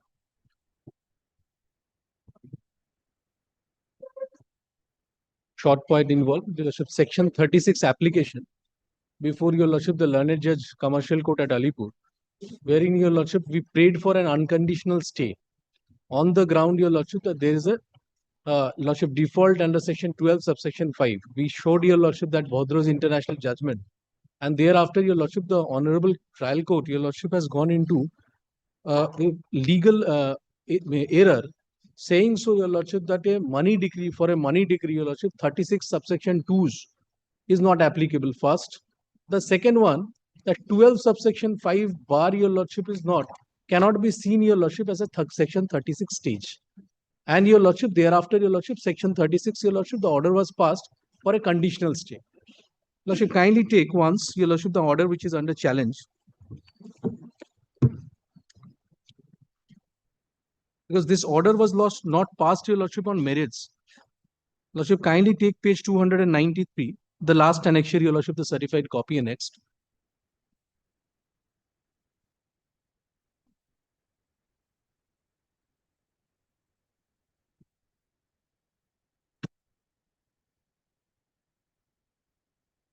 Page 293, Lordship, this IA number 1, if Your Lordship kindly sees.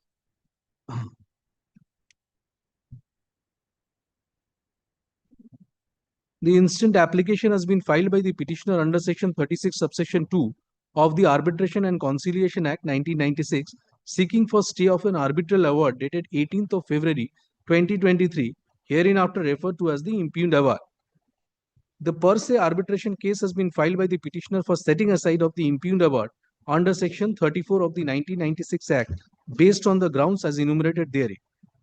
The cynosure of the contention of the petitioner is that the petitioner will prove their prima facie case in respect of the per se Section 34 application, and therefore they pray for an order of stay of the impugned award.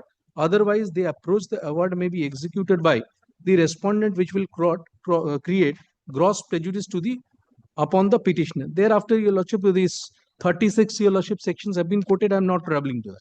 Lordship, kindly take page 295, internal page 3, second paragraph. The petitioner's contention for seeking unconditional stay of the impugned award is twofold. The arbitral award is invalid because the arbitrator appointed was in essence and unilaterally appointed, and B, for want of non-disclosure in terms of Section 12, subsection 5 of the 1996 Act, lacking express waiver under the said provision. Now, Your Lordship, kindly sees we have shown that particular judgment.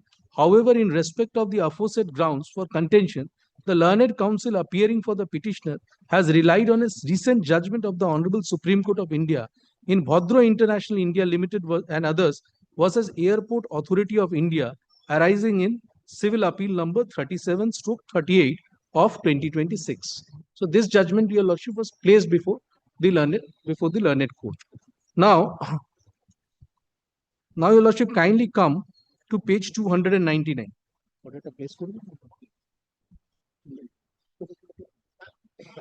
Lordship, kindly allow Mr. Ashok.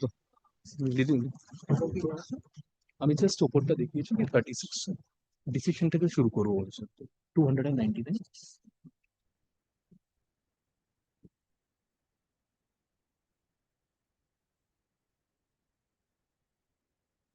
Lord, as I had indicated, Mayor, on the last occasion, Mayor, in a Section 36(2) application, Lord, we are the award debtor.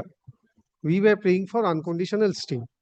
But primarily, Lord, on two grounds. Number one is, Lord, unilateral appointment of arbitrator, which hits the Perkins principle, because the party to the contract, Lord, though the procedure envisages that one of the party would appoint arbitrator, but my Lord, Supreme Court has clarified the issue that you can't.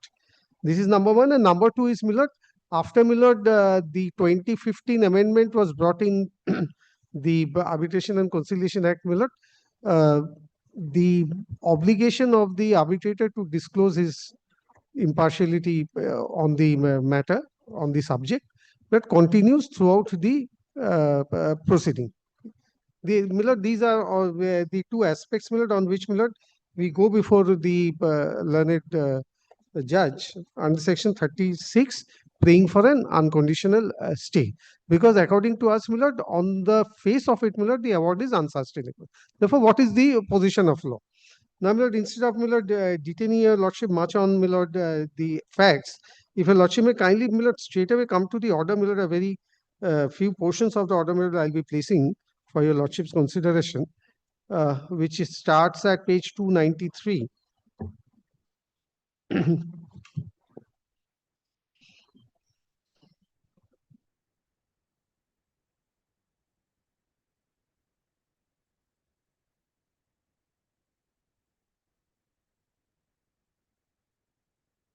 But in the page number 1 of the order, please take the last paragraph. The cynosure of the contention of the petitioner is that the petitioner will prove their prima facie case in respect of per se section 34 application, and therefore they pray for an order of stay on the impugned award. Otherwise, as they apprehend, the award may be executed by the respondent, which will create gross prejudice, etc. The counsel for the petitioner in the instant application further reiterates the grounds as taken by them in their original section 34 application for setting aside the award impugned. However, it is stated that the seminal cases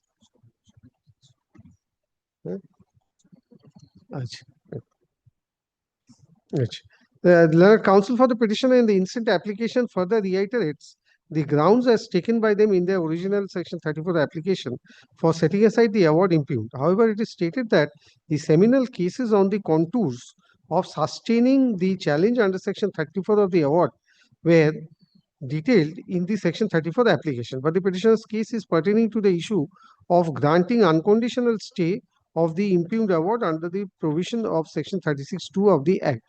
Proviso to 36(3) provides that where the court is satisfied that prima facie case has been made out pertaining to making of award is induced or affected by fraud or corruption, there shall be unconditional stay on enforcement of the award pending disposal of the challenge under section 34. For the ease of convenience, proviso is quoted, but I'll place those, my Lord, along with the section. Now, the last two lines were at page 2. So the question earlier before this court pertains to that why an unconditional stay must be granted on the present impugned award. However, it is a matter of principle that an award passed in violation of the law set forth by the statute can primarily something is missing, unenforceable, as an award published without due compliance of the statute is in itself a fraud on the statute. Now, my Lord, this paragraph, my Lord, I have not been able to fathom whether it is the observation of the judge or not. If it is the observation of the judge, then it is in my favor. That if it is contrary to law, then it is unenforceable and fraud on the statute. The petitioner's contention for seeking unconditional stay of the impugned award is twofold. A, the arbitral award is invalid because the arbitrator appointed was, in essence, an unilaterally appointed, and B, for want of non-disclosure under section 12(5) of the 96 Act, lacking express waiver under the said provision. However, in respect of the aforesaid grounds contention, so and so, my Lord, now, my Lord, the petitioner's case is, my Lord, looked into by the learned judge. Then my respondent's case, my Lord, at page 297, where I skip over these portions. Now, my Lord, if your Lordship may kindly take me to the 7th page of the order. Decision. Yes. On perusal of the materials on record and further hearing of both sides, it appears that the impugned award is a money award passed in favor of the respondent. Now, the issue which is to be decided here in whether the award impugned will be stayed conditionally or unconditionally. For proper appreciation of the facts of this case, the relevant provisions of the Act is reproduced. I'll come back, my Lord, to the Act. Then, after the quoted portion, On perusal of the aforesaid provision, it is stated that the discretion on the court to impose conditions on the award debtor for the grant of stay of the operation of the award under 36(3) is hemmed in by the first proviso to section 36(3), where the court loses its discretionary space, where the award is for payment of money. In such cases, the court has no option but to direct the award debtor to furnish security for stay of the award.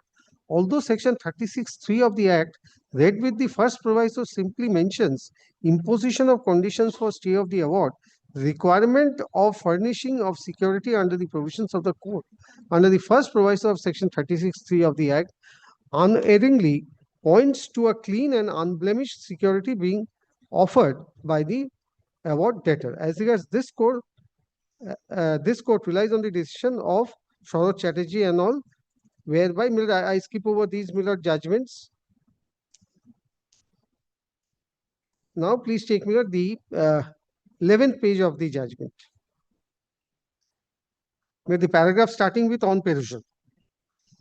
On perusal of the instant application, also going through the judgments as mentioned above, it transpires to this court that since the award is a money award, there shall be stay of operation of the impugned award during pendency of the application under 34, subject to deposit of the awarded sum by the petitioner, that is a conditional stay ought to be granted.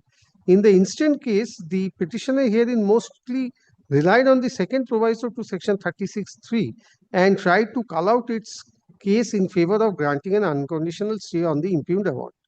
As stated above, the petitioner made out two grounds and or issues in respect of its contention. One is unilateral appointment of arbitrator, and the second is non-disclosure of section 12(5) under the 1996 Act, so as to attract the proviso of section 36(3).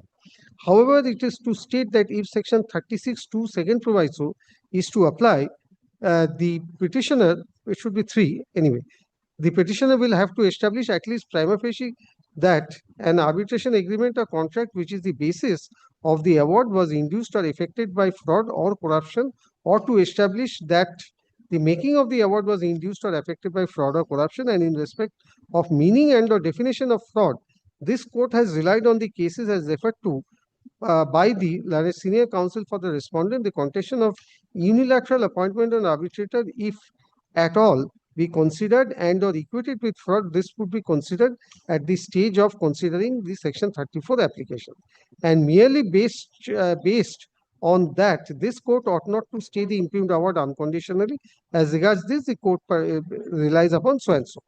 In respect of the issue and or contention of non-disclosure under 12(5), this court has further reiterated that while passing order under 36(3), this court is not required to make any decision on whether the award is liable to be set aside under 34(2) of the Act.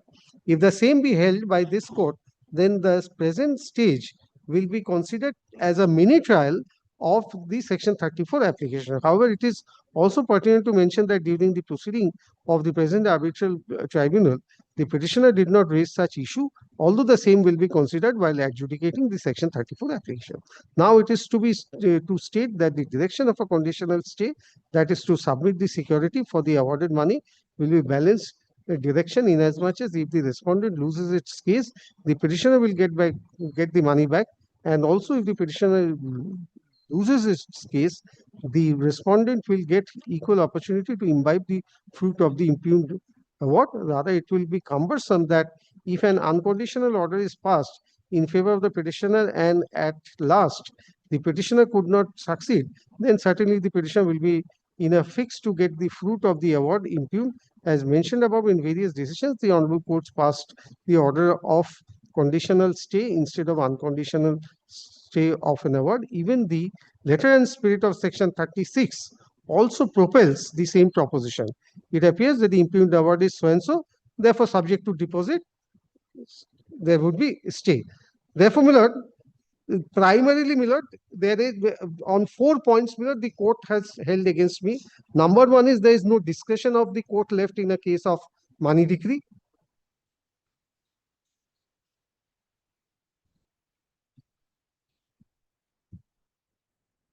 But number two is, my lord, unilateral appointment issue is to be decided at the 34th stage. And number 3 is, my lord, if the section 12(5) violation is considered at the section 36 stage, it would amount to a mini trial of section 34.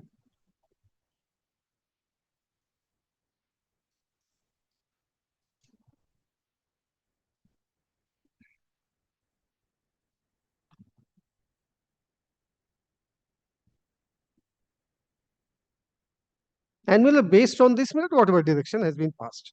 Now, my lord, your lordship may kindly have a look to, my lord, the order of appointment of the learned arbitrator, which your lordship would find at page 247, where the earlier learned arbitrator recused for whatever reason. We need not go into that.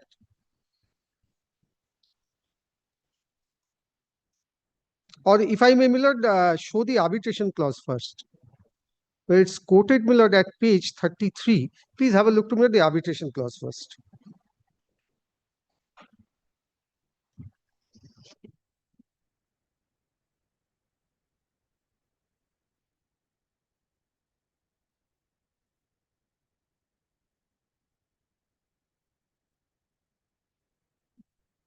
But at paragraph 23, it's quoted.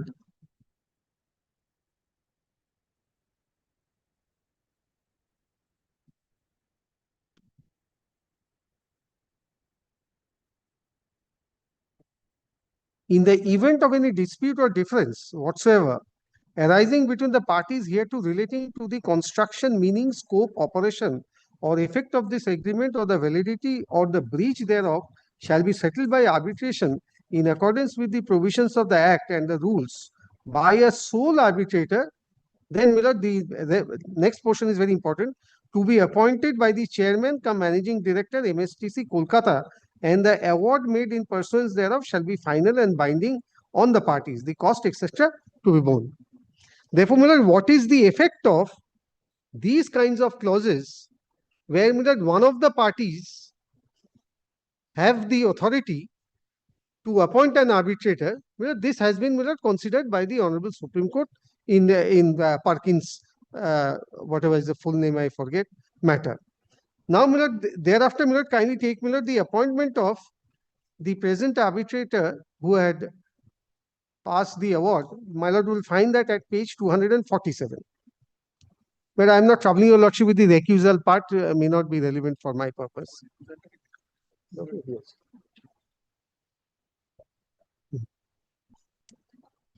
Now, please take, my lord, 247, with reference to the endorsed copy of the letter dated so and so from Udaipuri for K. Male, that is my client, as also letter number, etc., from MSTC, I hereby appoint Honorable Justice, retired judge, as the sole arbitrator to adjudicate the pending disputes and differences between the parties.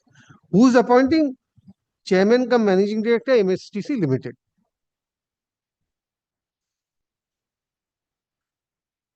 But this is one aspect of the matter. The other aspect of the matter, my lord, regarding my second point, on 12(5), please have an order of a division bench of our court, which your lordship would find, my lord, at page 242.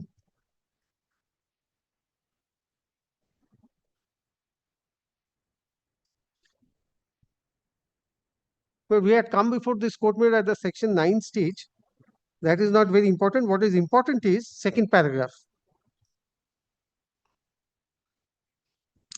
However, the parties have agreed without prejudice to their rights and contentions in the pending arbitral reference that the orders subsisting in this appeal may be continued for a limited period of duration for the appellant to approach the arbitrator under section 17 of the amended act for the arbitrator to render a decision thereon.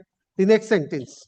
In other words, the parties agree that the 1996 Act, as amended in 2015, will apply and that the arbitrator will have the authority under amended section 17 of the Act to decide on the interim measure and that the prayers that were carried on, etc. Therefore, my lord, parties agreed. The court, my lord, had granted approval to the proposition that the 2015 amendment is to apply in this arbitration proceeding. Then, my lord, we go back before the learned arbitrator and thrash out all points over there.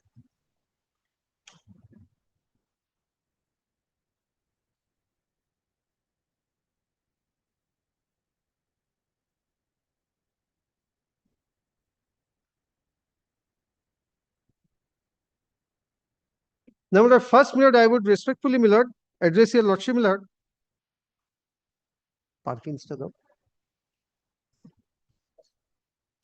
but on the effect of these kinds of arbitration clause where one of the parties or the chairman of one of the parties under the contract is permitted to appoint an arbitrator. This has been gone into in Parkins Eastman case 2020, volume 20, Supreme Court cases, page 760.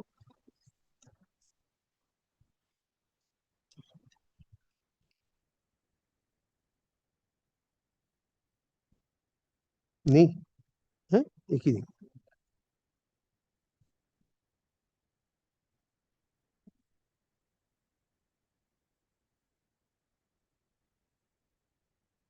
Milord, is your lordship comfortable with soft copies?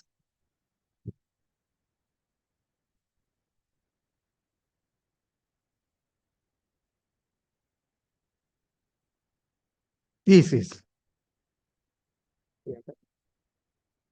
কোথায় গেল আমার লোকজন গেল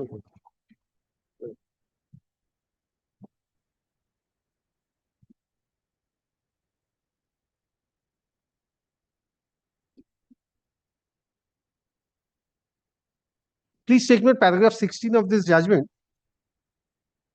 1-6.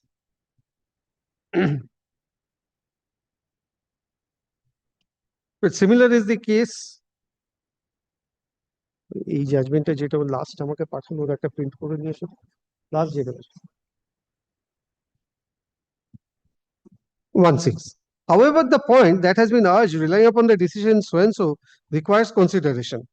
In the present case, clause 24 empowers the chairman and managing director of the respondent to make appointment of a sole arbitrator, and the said clause also stipulates that no person other than a person appointed by the chairman cum managing director of the respondent would act as arbitrator. Similar is our case. In TRF, a bench of 3 judges of this court was called upon to consider whether the appointment of an arbitrator made by the managing director of the respondent therein was a valid one, and whether at that stage an application moved under 11(6) could be entertained by the court. The relevant clause, namely clause 33, which provided for resolution of dispute, that is quoted. Then please take note para 17.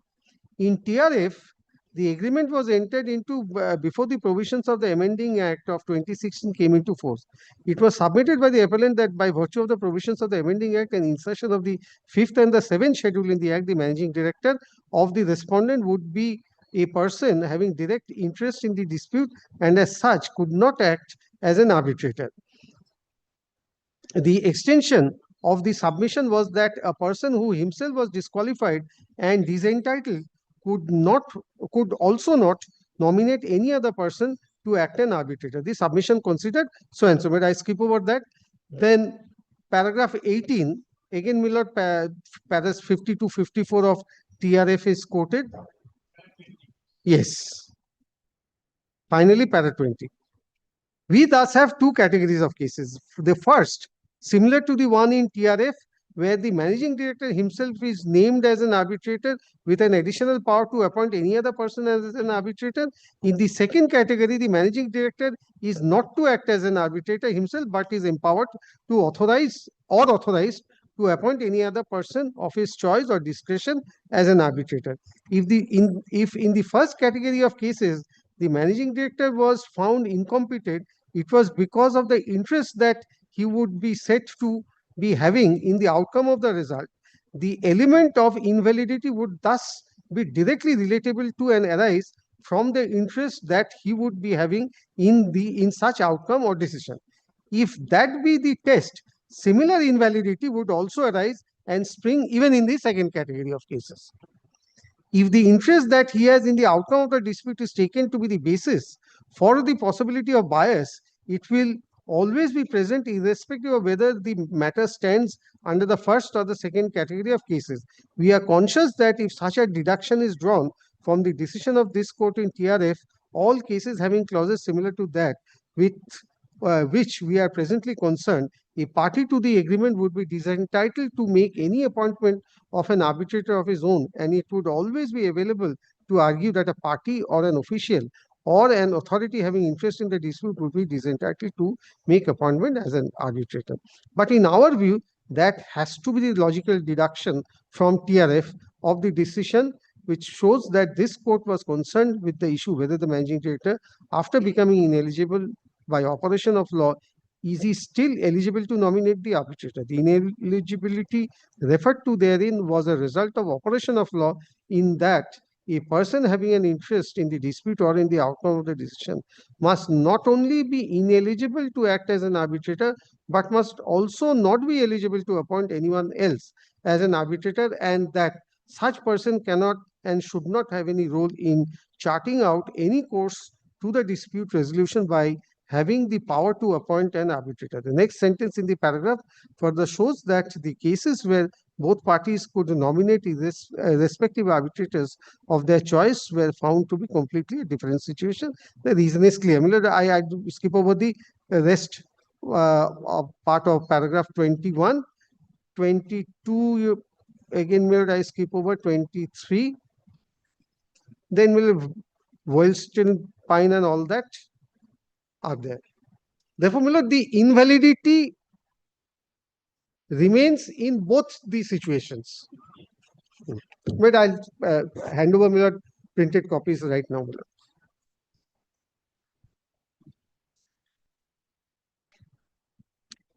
Therefore, the learned arbitrator, in my very respectful submission, was not appointed in accordance with the provisions of law and as determined by the Honorable Supreme Court. Therefore, what is the result? Well, the result is that the learned arbitrator was de jure unable or de jure incapacitated to undertake this proceeding or carry on with this. Yes, adjudicate. Justice Sarafetta আছে তো আর এগুলো আনিস নি কেন চোলামণ্ডলম দিয়ে আরেকটা দাও চোলামণ্ডলমটা We're relying upon Bharat Broadband. Please have a look to the judgment of our High Court. 2023 SCC Online Cal 605. We're a coordinate bench.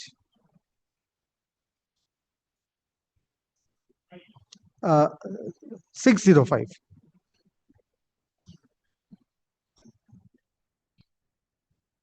But this is a section 36 application which is being considered.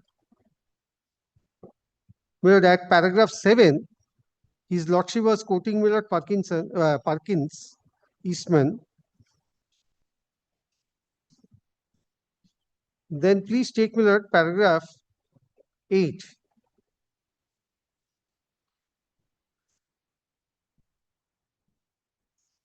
Or paragraph 9.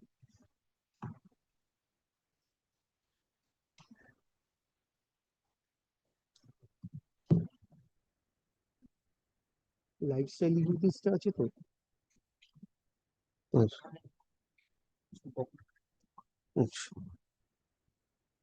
Your Lordship may kindly take one paragraph of this judgment. Paragraph 9.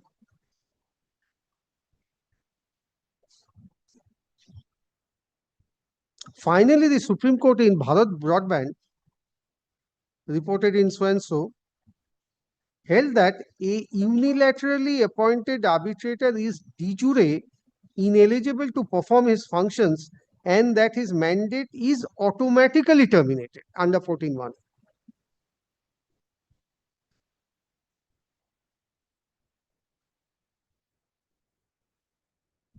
So this is the clincher.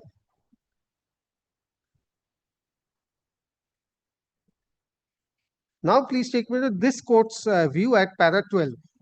Obviously, it cannot digress from whatever the Supreme Court has said. Para 12. In the light of the aforesaid judicial precedents, it can be said with unambiguous certainty that the unilateral appointment of so-and-so by the award holder is illegal and void. However, what still remains to be determined is the impact of the illegality on the award and the present execution case. Then please take my lord para 16. এই আরেকটা আছে এর আগে যে আরেকটা judgement দিচ্ছে আমাকে সেটা পারে চোলামণ্ডলম নামটা মনে রাখ Cholamandalam please take my paragraph 16.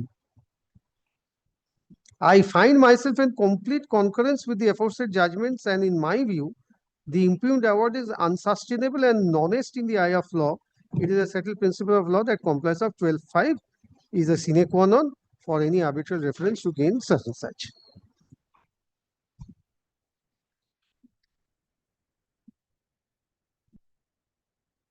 And the last sentence, his lordship is of the view that thus it would be a logical inference to consider the aforesaid arbitral proceedings as void ab initio.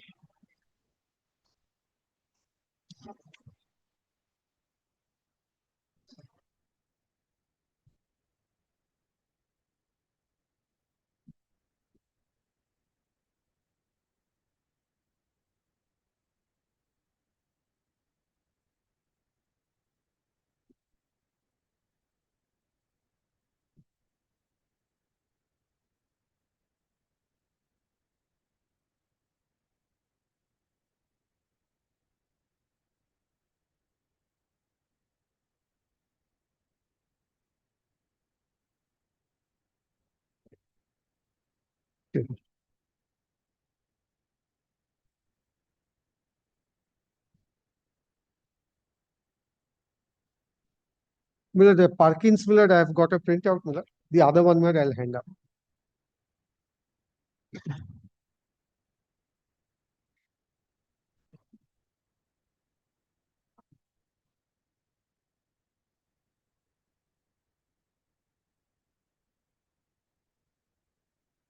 But the next judgment is Miller Bhadra International, Miller, which is reported in 2026, SCC Online, SC 7.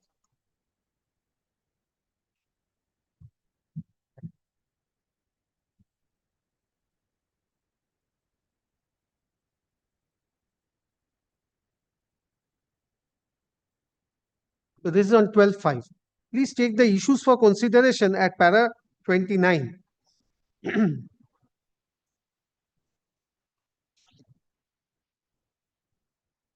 Having heard the learned counsel appearing for the parties and having gone through the materials on record, the following questions fall for consideration. 1. Whether the sole arbitrator could be said to have become ineligible to be appointed as an arbitrator by virtue of subsection 5 of section 12. Whether the parties could be said to have waived the applicability of subsection 5 of section 12 by way of their conduct, either express or implied. Whether the appellants could have raised an objection to the appointment of the sole arbitrator for the first time in an application under section 34. My section 34 has this point, but I'll not trouble your lordship with that. Therefore, Milord, preempting Milord, two arguments, Milord, from the side of my other side. One is that I waived my right to oppose because over there I've said nothing. And number two is whether today, after sitting or or without taking that point, whether at this stage I can raise this point or not. Well, I'm preempting these two arguments. Please take Milord para 76.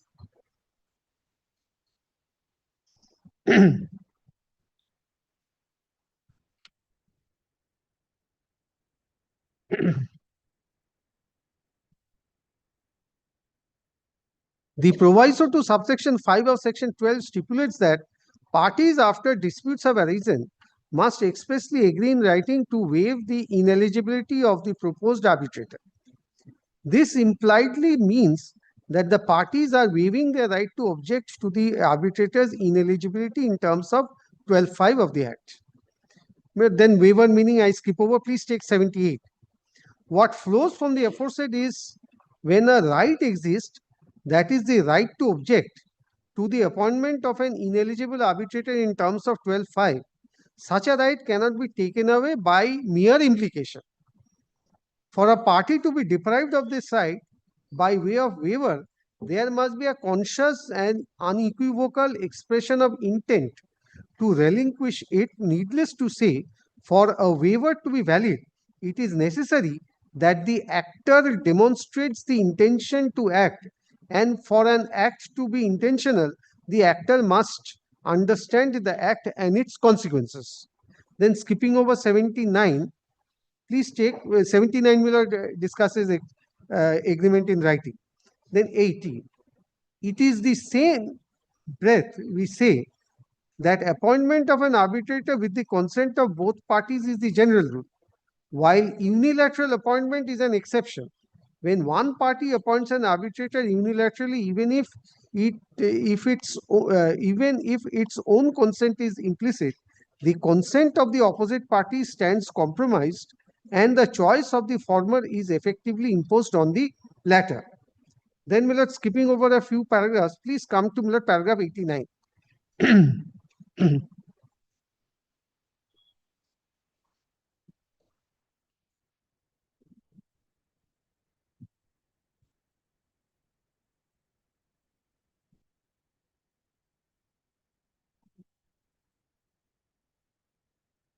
What can be discerned from the above discussion is that the ineligibility of an arbitrator can be waived only by an express agreement in writing.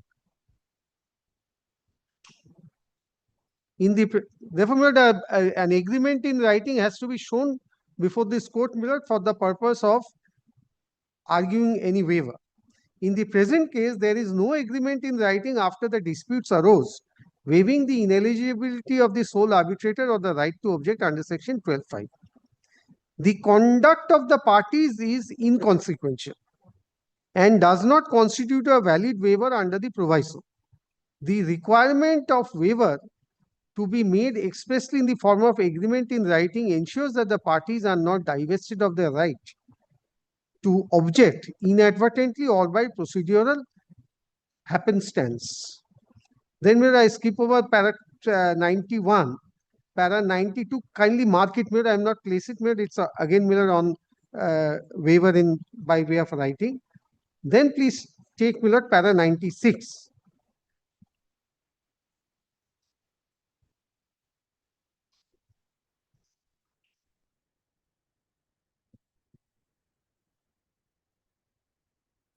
But I skip over 96 also, because 96 deals with a situation where a section 21 notice and a reply to that is considered to be a waiver in writing.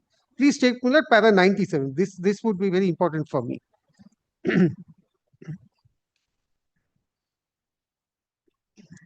One could argue that a miscreant party may participate in the arbitral proceedings up to passing of the award despite having full knowledge of the arbitrator's ineligibility.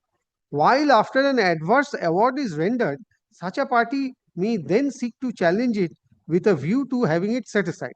Such an apprehension is reasonable, however, to obviate the possibility of such misuse, the party making unilateral appointment must endeavor to enter into an express written agreement as stipulated in the proviso to 12(5) so as to safeguard the proceedings for being rendered futile. Therefore, the obligation, whereas the Supreme Court interprets, is on the party which has appointed, unilaterally appointed, to get an agreement or secure an agreement in writing.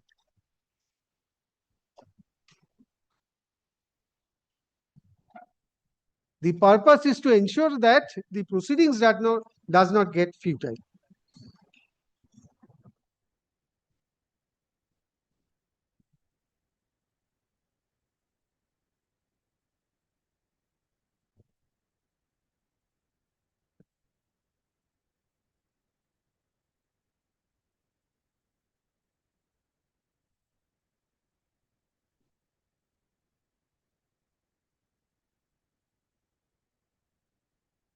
And with the final conclusions at paragraph 123, subparagraph Roman 3 and 4.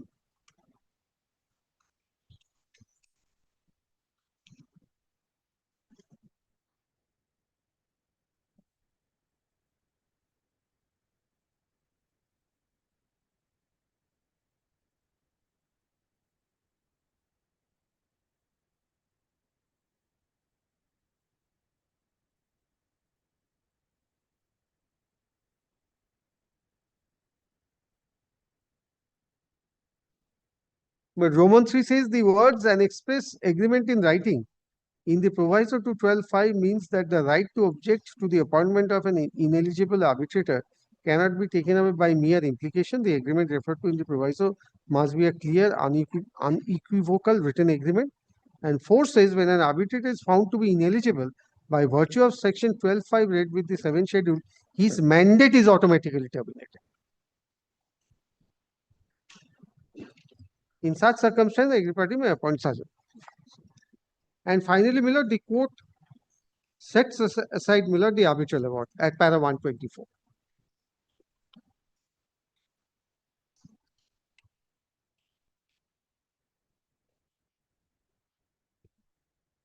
Now, dear Lordship has found Miller in the impugned order where the other judgment is Justice Saraf's judgment.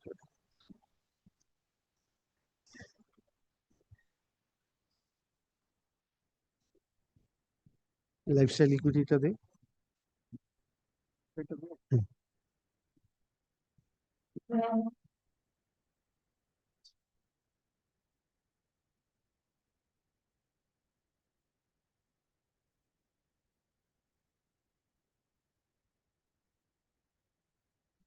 Yes. Now, your Lordship has found Miller that the learned judge was of the view that since it is a money award, there cannot be any unconditional stay. Now, please have a look to my lifestyle equity. This is 2025 SCC online SC 2153.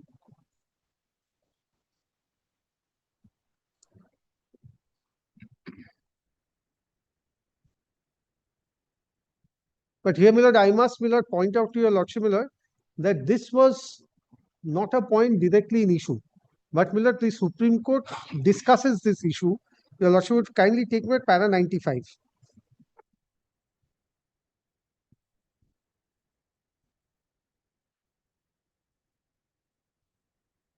Though, Miller, it's a sort of a clarification that the Supreme Court gives, but, Miller, the Honorable Supreme Court considers all the points. Please take para 95. And the heading just above that, Roman 6. Reading of section 36 of the Act and Order 41, Rule 3 and 5 of the CPC. At this stage, we need to clarify something important. At the outset, we must state that this litigation has nothing to do with section 36 of the Act. In the present litigation, we are only concerned with Order 41, Rule 3 and 5 of CPC. We are referring to section 36 of the Arbitration Act only for the limited purpose of answering the specific contention raised by Mr. Gaurav Pachnanda. In other words, whether the learned counsel is right in extending the analogy of section 36 of the Arbitration Act to the present case, or rather to the provisions of Order 41, Rule 3 and 5 is inappropriate. For this limited purpose only, we have thought fit to look into two decisions of this court, one in the case of SEPCO and the other in the case of PAM developments. Then the section 36 is quoted, 97, 98, these are all Miller quotations. Please come to Miller para 104. One of the contention of Mr. Pachnanda over there.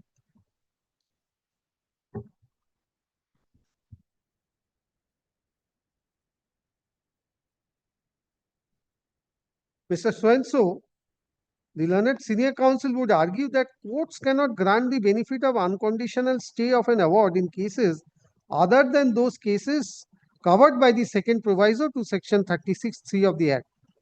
In the same manner, according to the learned senior counsel, when it comes to staying a money decree, unconditionally, the judgment debtor needs to make out more than a prima facie case of fraud or corruption or something analogous to the same. And it is just not sufficient to point out serious infirmities in the judgment granting money decree. But this was the contention. Then Miller, para 105, 106, Miller, I skip over Miller to be brief. Please take 107.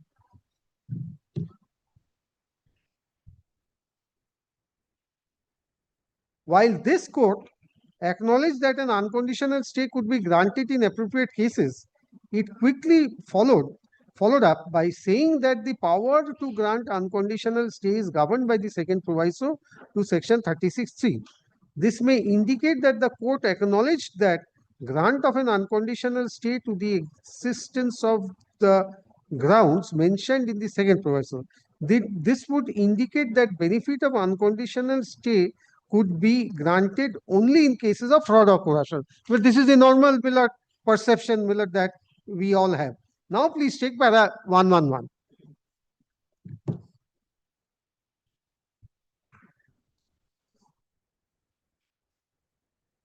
In the light of the above mentioned observation, it is possible to legitimately argue that if the second proviso of section 36(3) was the sole source of granting an unconditional stay, there would have been no occasion for the court to examine whether any prima facie cogent ground that went to the root of the award is forthcoming or not. Therefore, by relying upon this court's observation, it could be plausibly argued that in exceptional cases, an unconditional stay can be granted even in cases not arising under the second proviso of 36(3). Such unconditional stay could instead be relatable to the main part of 36(3). The above reading of SEPCO would also be in tune with the discretionary power of the court under the main part of 36(3), both with respect to the power to grant stay and power to impose condition if a stay is granted. After all, it is not inconceivable to contend that a power to impose conditions would also include power not to impose conditions. This is very important.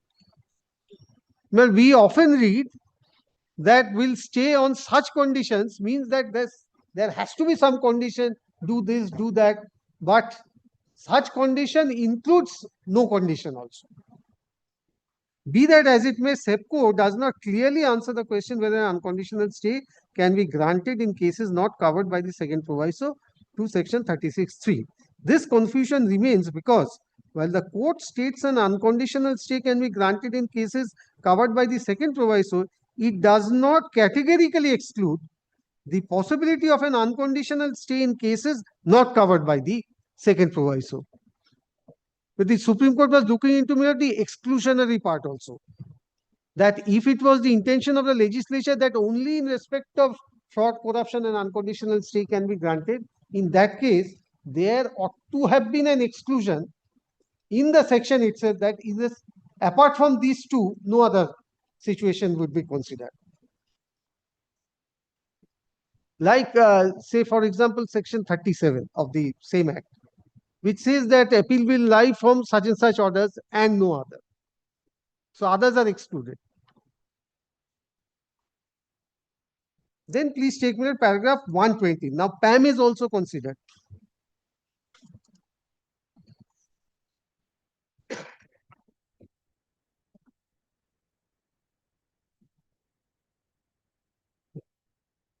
If the first proviso is to be interpreted as done in PAM, and the merits of the award has to be considered on a prima facie level as in SEPCO, it is difficult to rule out the existence of an unconditional stay in cases outside the second proviso.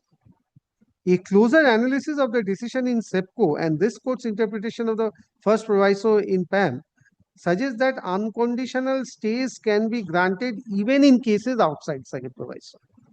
So I need not come and say that this is a case hit by fraud or corruption, and so I am only entitled, or in this situation only unconditional stay can be granted. Finally, kindly take 122 and 124. Now, Mr. Pachnanda's contention is negative. In such circumstances referred to above, we find it difficult to subscribe to the submission of Mr. Pachnanda that even for the purpose of grant of benefit of unconditional stay of money decree under Order 41 Rule 5 of CPC, judgment debtor has to make out more than a prima facie case of fraud or corruption, and not solely on the basis of an extreme or egregious view on the merits of the adjudication. And 124, we are of the view that if fraud or corruption or something analogous to the same is only to be seen for the purpose of granting benefit of unconditional stay of execution of money decree, then in such circumstances the decree holder may argue that although there may not be a valid service of summons to the defendant judgment debtor, yet the same by itself would not be sufficient to grant the benefit of unconditional stay of execution of money decree. This would lead to nothing but serious miscarriage of justice. Now, my lord, though my lord, the Supreme Court says that this was not an issue, 36 part, but my lord, these elaborate discussions, my lord, in my very respectful submission, cannot be considered to be a passing remark. Neither it can be said to be an obiter, but even if somebody construes this to be an obiter, all these paragraphs that the Supreme Court had troubled itself to consider, my lord, even if it is considered to be obiter, my lord, I need not, my lord, bind this. But the last judgment in the sequence is popular caterers.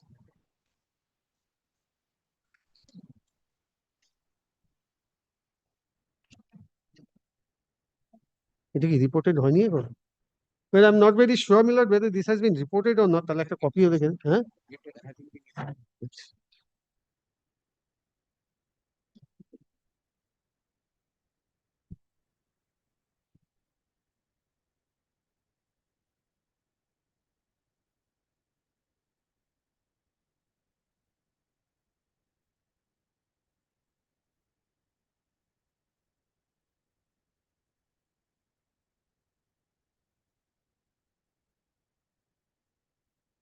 But this was a case made where, my lord, the High Court had granted an unconditional stay.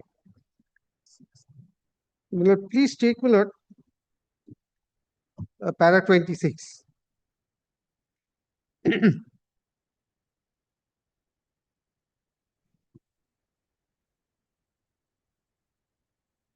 In the present case, it is not even the case of the judgment debtor, that is the respondent before us, that the making of the award was induced or effected by fraud or corruption.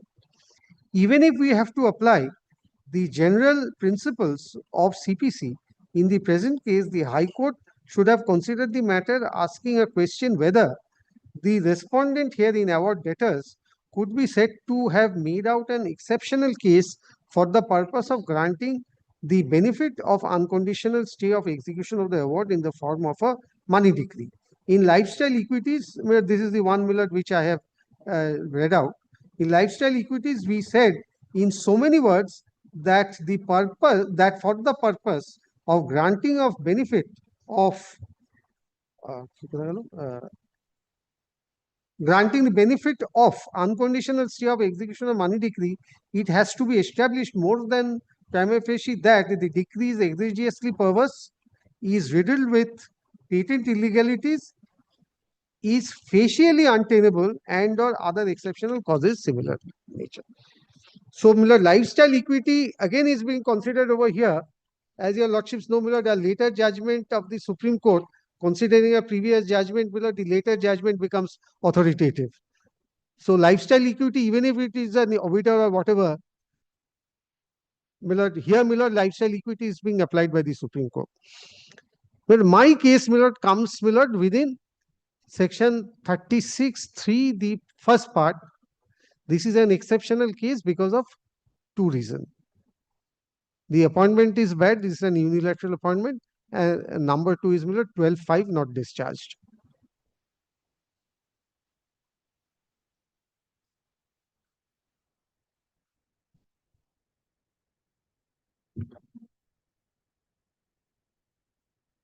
One.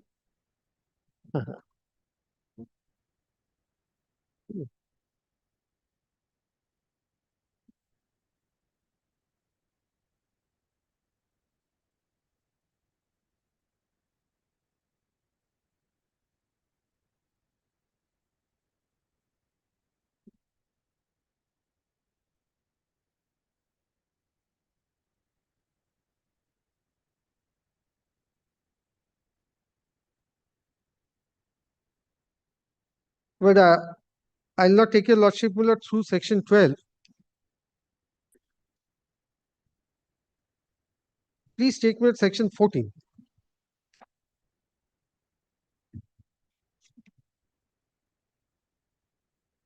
But Bharat Broadband says that the arbitrator becomes de jure incapable to perform. Para 14, section 14, the mandate of an arbitrator shall terminate and he shall be substituted by another arbitrator if he becomes de jure or de facto unable to perform his functions or for other reason fails to act without undue delay and he withdraws from his office or the parties agree to the termination of his mandate. So, Millard, because of his de jure inability, Millard, his mandate stood terminated. Therefore, Millard, this award or the entire proceeding is void ab initio. I must concede, Millard, from the day, Millard, the present arbitrator was appointed.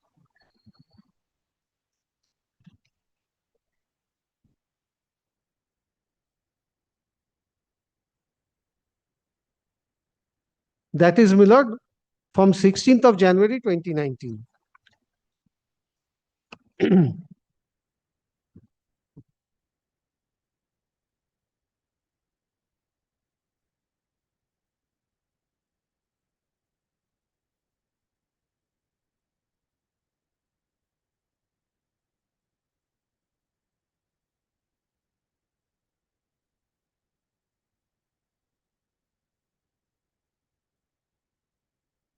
But I don't trouble your lordship with 36 and 12 for the present.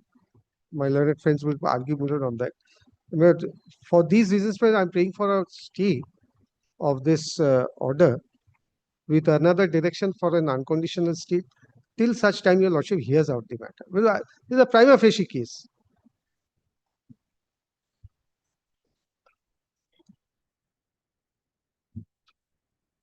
কবে আছে? I'll just huh?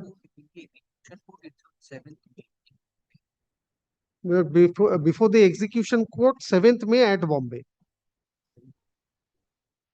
Lordships may keep this matter on Tuesday because Mr. Abrojit Mitra.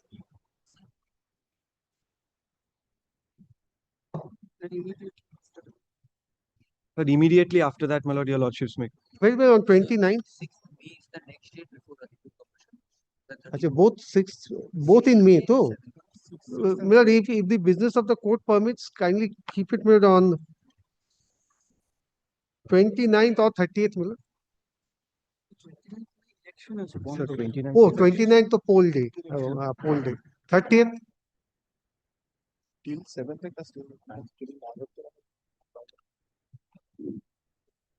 Or Millard, your lordship may kindly consider Millard giving us a limited stay. Very. But we'll complete our submissions on 30th. Mr. Mitra will address your lordships and complete his submissions on that.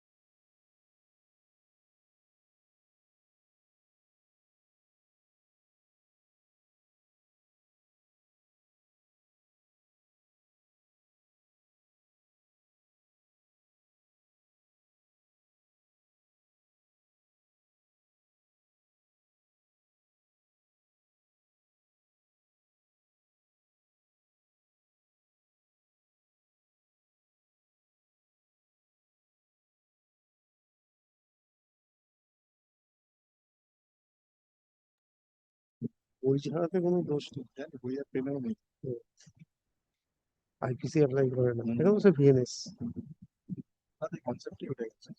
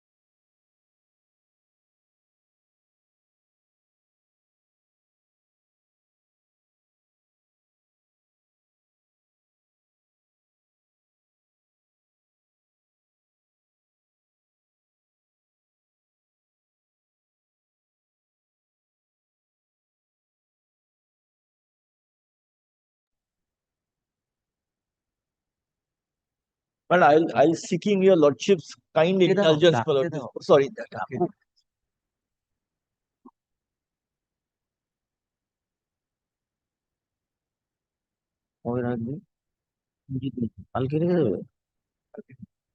Your lordship was kind enough to fix at 2 p.m. my lord, and I've completely missed out on the matter. I've raised the Even point of maintainability. Yes, I was answering also.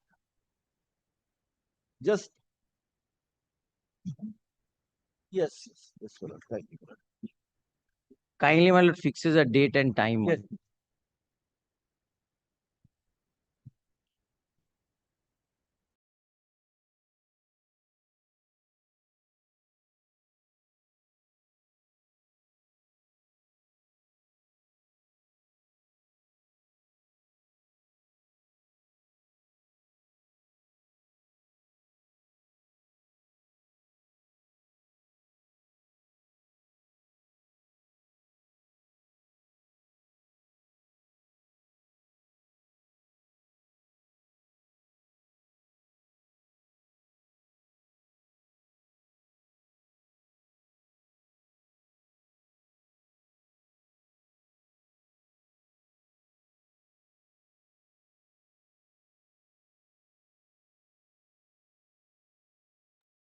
On a 6th, I have some difficulty, my lord. May it be on any other day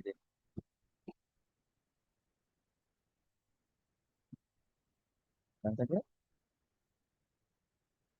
Very good.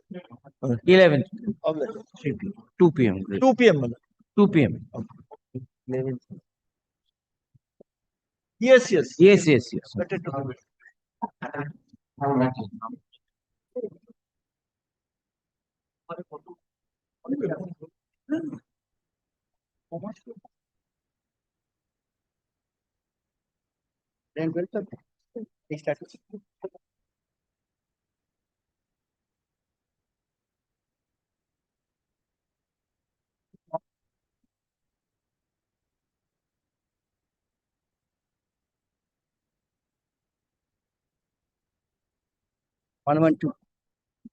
I beg to appear for the respondent bank, my lord. Mr. Chaudhary is addressing your lordship, my lord. বলবে না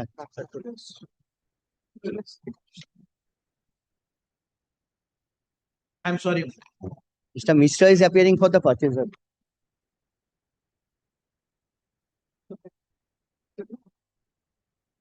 I was told there is another 2 p.m. matter, so I came slightly late. So it was not taken up. Okay. Well, I had given your lordship a list of dates. Well, kindly ignore that for the time being. We have just revised it slightly so that will apropos the queries raised. Bolo. But sorry, my lord. Item 1 had been passed over, but kindly takes it up tomorrow. 1 and 8, but kindly takes up tomorrow. Absolutely. But tomorrow is my date. Other than tomorrow, I won't be available for 20 days. Lordship kindly takes up tomorrow. 1 and 8.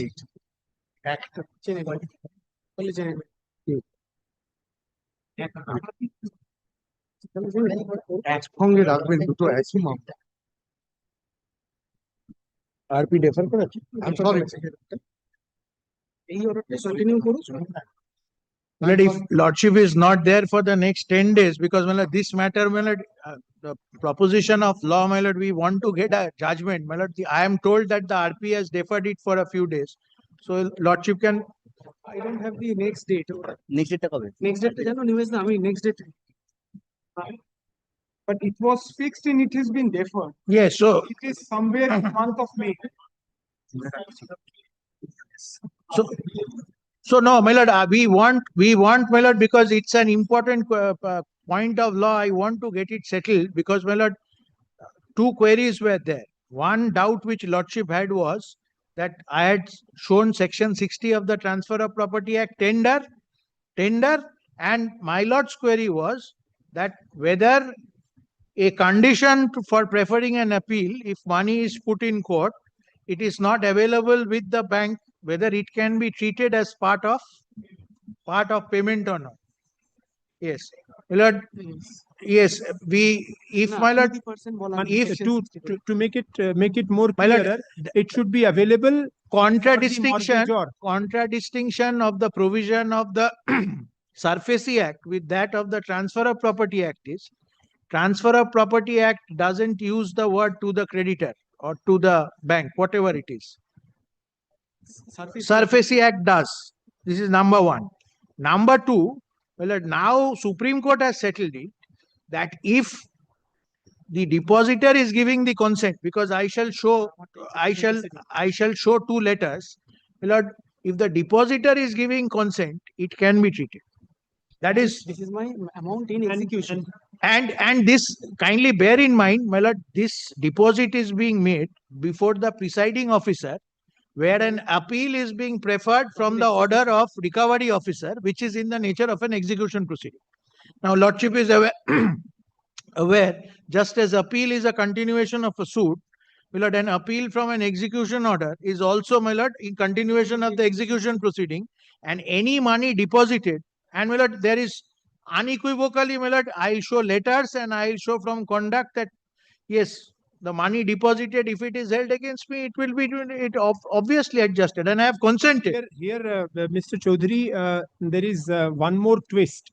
Now, there is an auction purchaser who is a bona fide purchaser for value without notice. Now, he is not a stranger purchaser. My lord, he had notice, number one.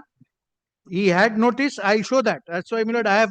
He is a stranger purchaser. He is not a decree holder purchaser. Yes. He is not a decree holder purchaser. Law makes a distinction between a decree holder purchaser in auction and a stranger purchaser in auction. Even if he has now, in such cases, there are I am unable to recall, but there are judgments even on this score that even if the decree is set aside, the stranger auction purchaser's title may not be disturbed. Yes. No, my lord, there are judgments. My lord, I will submit to the contrary, my lord, because what has fallen from your lordship, if that is the law, then section 60 would be rendered redundant. Read Janta Textiles. I remember. My lord, I'll show you a lot. My lord, I have traced down where it has been held by the Supreme Court that if the auction purchaser is a stranger auction purchaser. I get your point.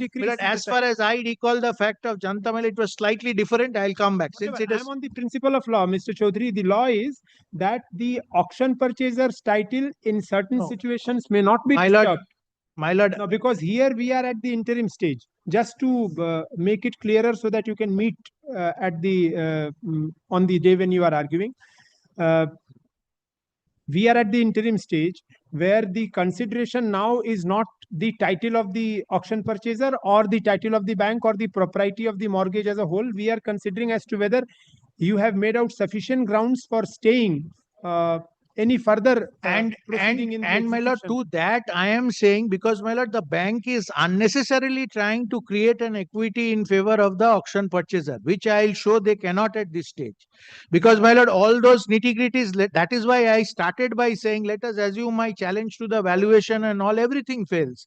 Then also, because there is a letter of mine where I am saying I am offering the full amount. And my lord, repeatedly, even my lord, last month Supreme Court has come, and even that's also under surface, that right of a person to, because it has been held, right to property is a constitutional right, and you cannot deprive that till the time a sale is conferred in favor of the purchaser. Till such time I have that.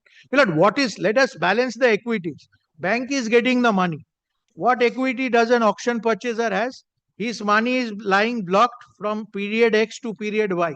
At best, my lord, he will get it by interest. But if the bank continues, then my lord, that burden will not fall upon me when I have already put in the money and come that. That the bank, and that is what I am saying, my lord. Here, what the bank is trying to do, it's trying to create a special equity, because my lord, the longer it is stretched, because my lord, at the end of the day, if I don't get any protection, and ultimately, my lord, in any case, even at the end of the day, suppose you win, then also you will get the property back.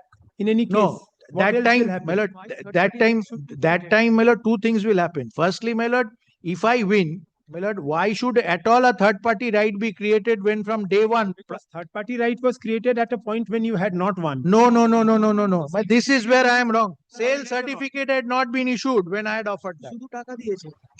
Because, my lord, now even Supreme Court has come, my lord, the latest judgment, Lordship will find, I'll cite that, of Justice Dotto, my lord, that's in a surfacey one also. My lord, the right That's of... where the sale is set aside. That's where a sale is set aside. Set aside by Supreme Court, where, Yes. my lord, the Yes. DRT... Upon a sale being set aside, the right of Sale the was set aside. Because, my lord, the power, my lord, the equitable right of redemption, so far as the right of redemption, my lord, if it is my property and right to property is in a special class, my lord, unless expressly taken by statute, taken away by statute, my lord, firstly, it will not be interfered. And secondly, my lord, the only special provision was what is falling from your lordship, my lord, surfacey when it was introduced. My lord, they wanted to embolden because otherwise, my lord, the purchasers would not come. So in surfacey, my lord, there is slightly 13.8 is somewhat different. But my lord, that doesn't alter the section 60 law under the Transfer of Property Act. And this is, my lord, we are governed by section 60 because this is a RDB Act, my lord, 1993 Act proceeding. My lord, certificate proceedings are akin to execution proceedings. Execution proceedings in a mortgage, my lord, had it been a civil suit, order 34.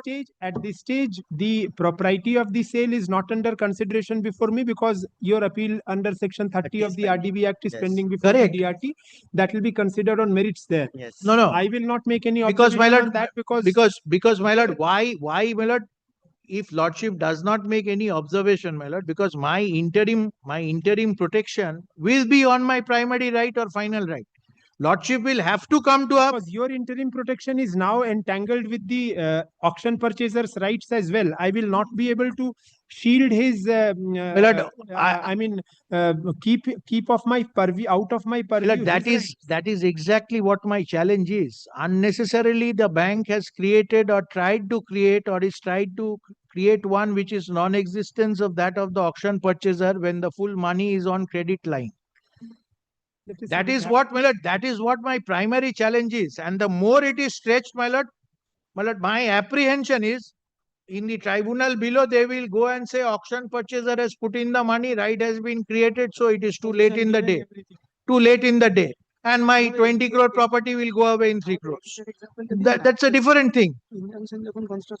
Because, my lord, delay can defeat, my lord, passing or non-passing of an ad interim order, I can understand.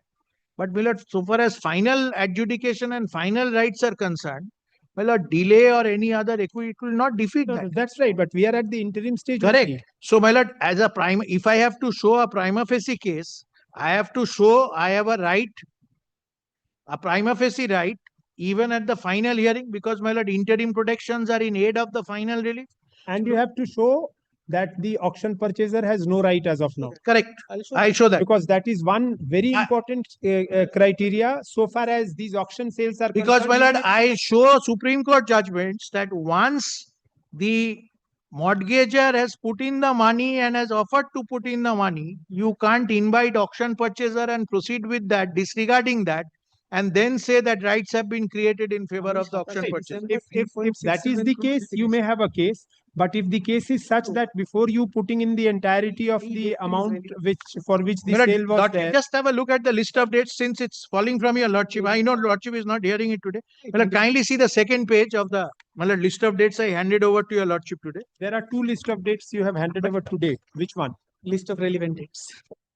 List of relevant dates. Both are saying that? Oh, 2 copies have gone. List of relevant dates are there. Oh, then 2 copies have gone. So one is irrelevant. Well, kindly comes to the second page. Second page. I am skip. Kindly see the second entry at the second page. 27 December 2024. Letter issued by petitioners to bank proposing revive. We are not on OTS for a sum of 3 crores 69. Upfront of 33 lakhs was paid by the petitioner. That is there. So 27th and, my lord, earlier in the first page, lordship will find, my lord, second last entry, 3rd September 2024. The total reserve price was 3 crores 69. Then, my lord, kindly sees auction purchaser deposits on 8th of January. Only 36 lakhs is deposited. Honest deposit. EMD. That's only the earnest deposit. Balance 25%, 13th of January. 15th of January, letter from bank to the petitioner returning the upfront amount of 33 lakhs. And then, my lord, when I challenged 24th January, petitioners deposited 1,85,70,583 towards 50% of the decretal dues before DRT. So 1,85,70,000 and 33 lakhs. Because, my lord, bank can't take advantage of its own conduct. If you return it, you don't encash it. You can't say that I haven't got it. I'll come to that. That is also covered. And then, my lord, after 24th, when this is done, 27th, they only pay the balance amount. But, my lord, we are covered by Supreme Court till such time a registered deed of conveyance is executed in favor of the purchaser, my lord, right of redemption exists. And, my lord, kindly see, order of 6th February is order passed by DRT when my interim prayers are refused. And petitioners paid a sum of 141 to bank through RTGS. Amount covered the entire decretal due of 3 crore 12, considering previous tender of 1 crore 85, additional payment of 15 lakh. Then 18th February 2025, because well, this is the date which is considered. This amount was received by the bank when the sale was inchoate.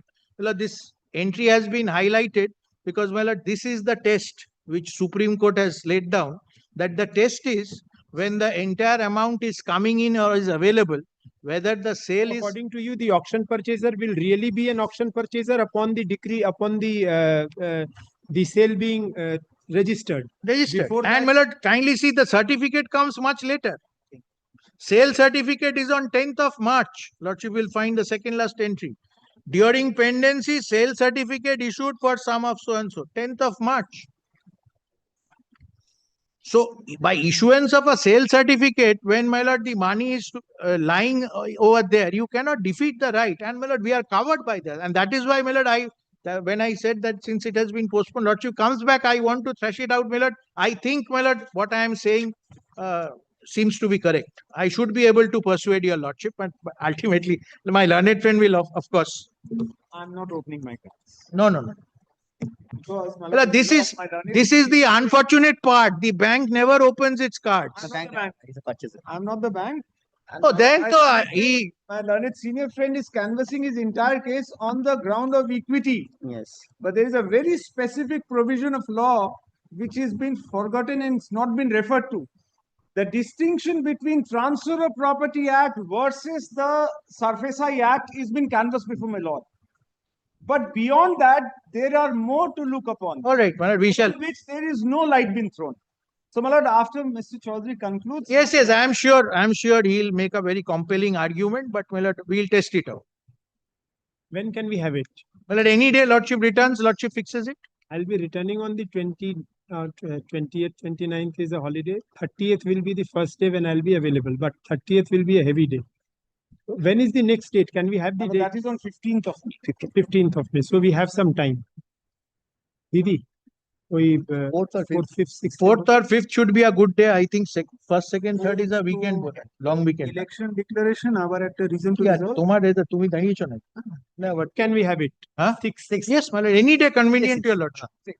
6 at 2 p.m. 2 p.m. Anytime. As jointly suggested by the party. This matter.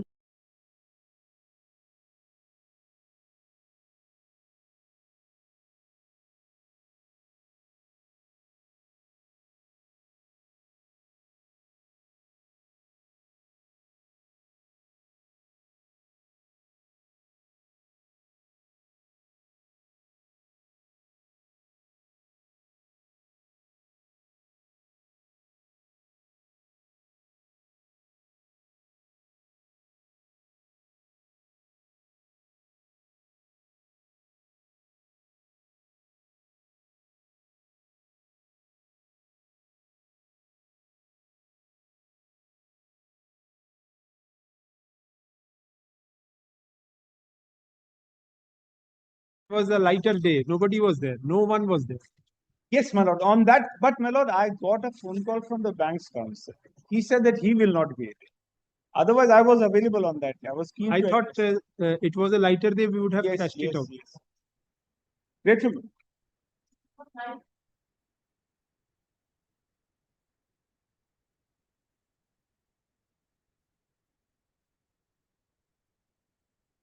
I am appealing for the petition in this matter. Lord, kindly recalls that one. That one. When is the next date?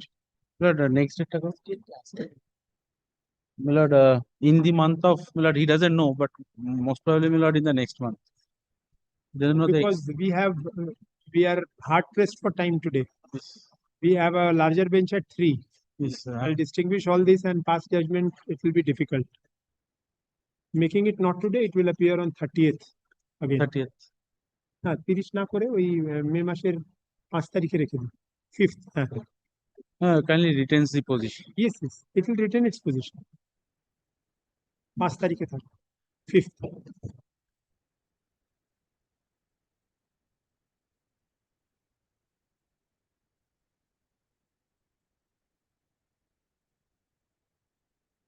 Your Lordship, for the petitioner. On the last occasion, Your Lordship directed me to serve upon the opposite party. I have served, Your Lordship. For the opposite party, we have very short passover, man. Passed over. Or my Lord can take it tomorrow. What is the matter? Matter is, Your Lordship, my recalling of DW2 has been dismissed. Where is he or she, whoever? Lordship, he is on his legs in court number 28. The matter is going on. Call him. Yes.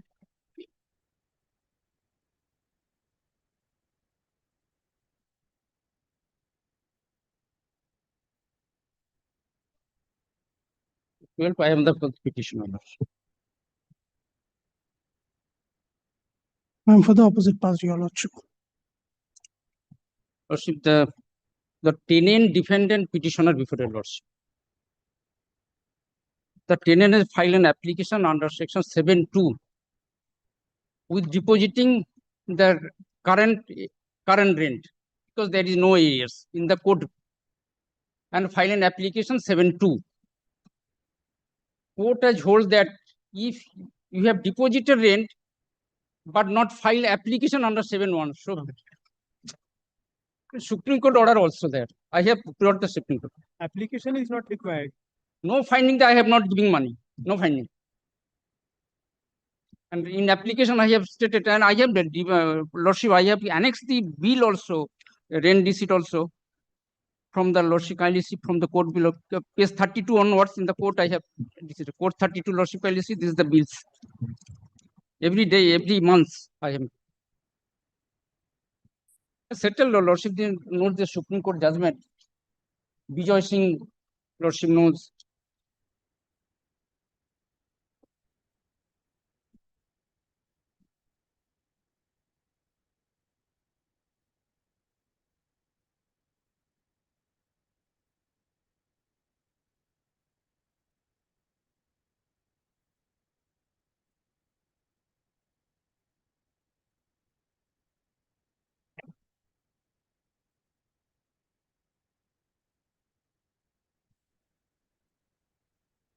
I have the copy, Lordship.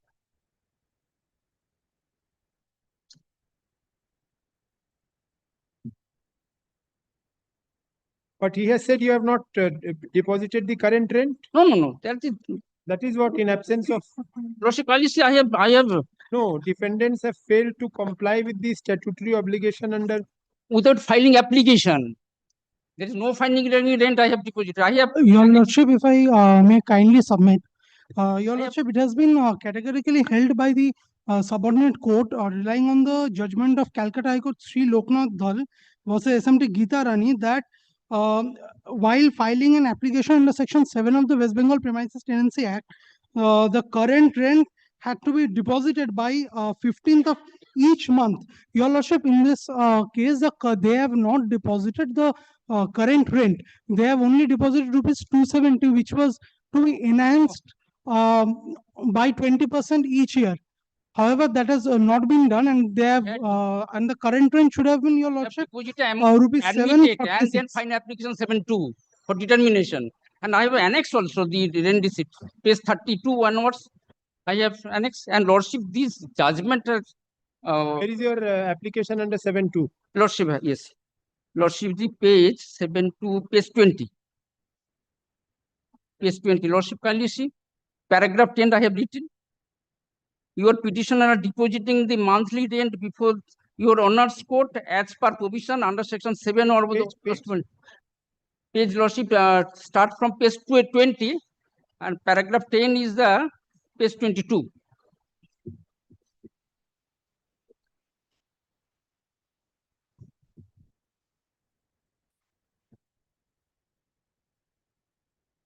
I have annexed the rent receipt also.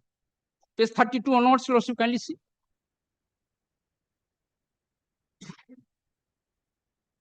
Yes, deposit 2 or 3 I have also.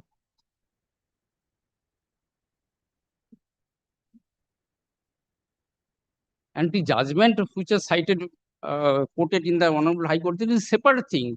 Their 7171 application was filed without depositing the rent and file an application under section 150 for delay the control. That has been dismissed.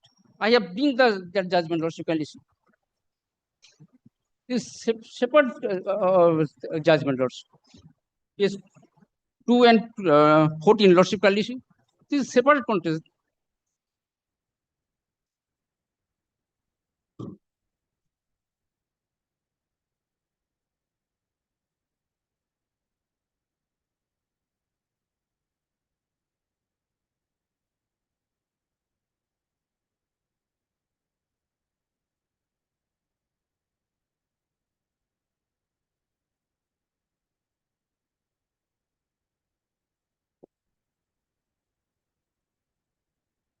Yes, he should decide this. This is not right. He has not decided as to whether he is paying. If he is paying current rent, then in that case, defense cannot be struck out before deciding 7.2.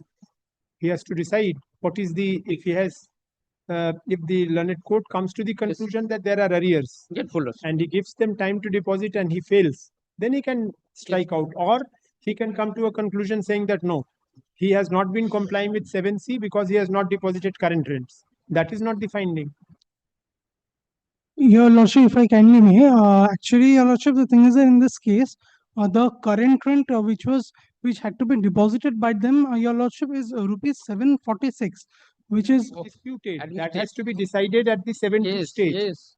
Whatever he is admitting as current rent, that he has to go on depositing under section 7C, and the court has not 7.1C. The court has not come to a conclusion that he is not depositing current rent. So how can his defense be struck out?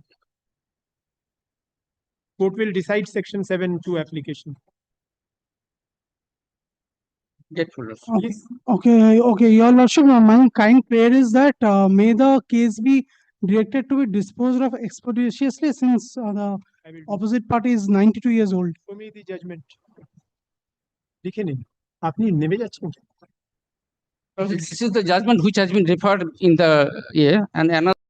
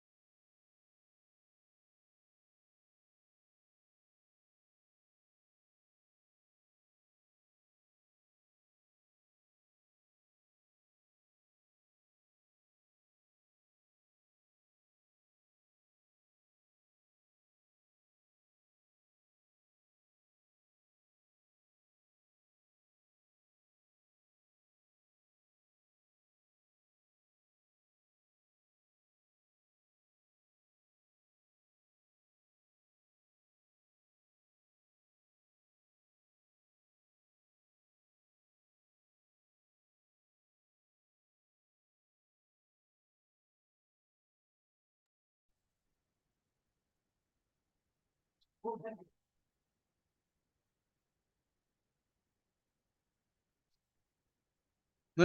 that's true, Miller.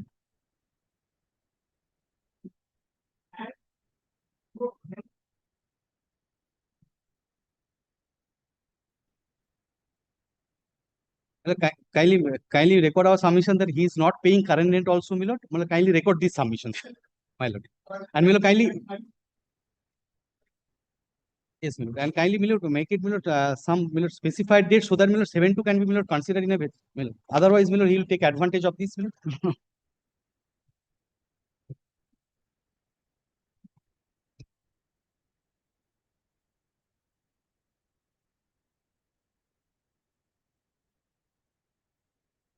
R other defendants আছে নাকি? So actually, your lordship, we are hearing for both the defendants. আমরা দুজনের জন্যই করছি sir, একজন আছে অরুণ কুমার চক্রবর্তী আর ওনার ছেলে চন্দন চক্রবর্তী, আমরা দুজনের জন্যই আছি। ওদের Other dependent, only one is because he is staying in separate place also.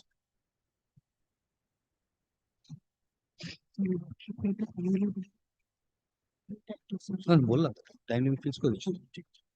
ওরাটা আমি দেখেছি, ওরাটা একটু পুরানো আছে।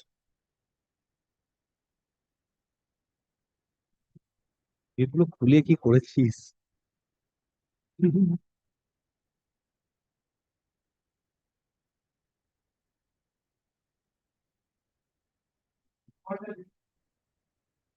Yes, yes. No, only default. Default, on the Only default.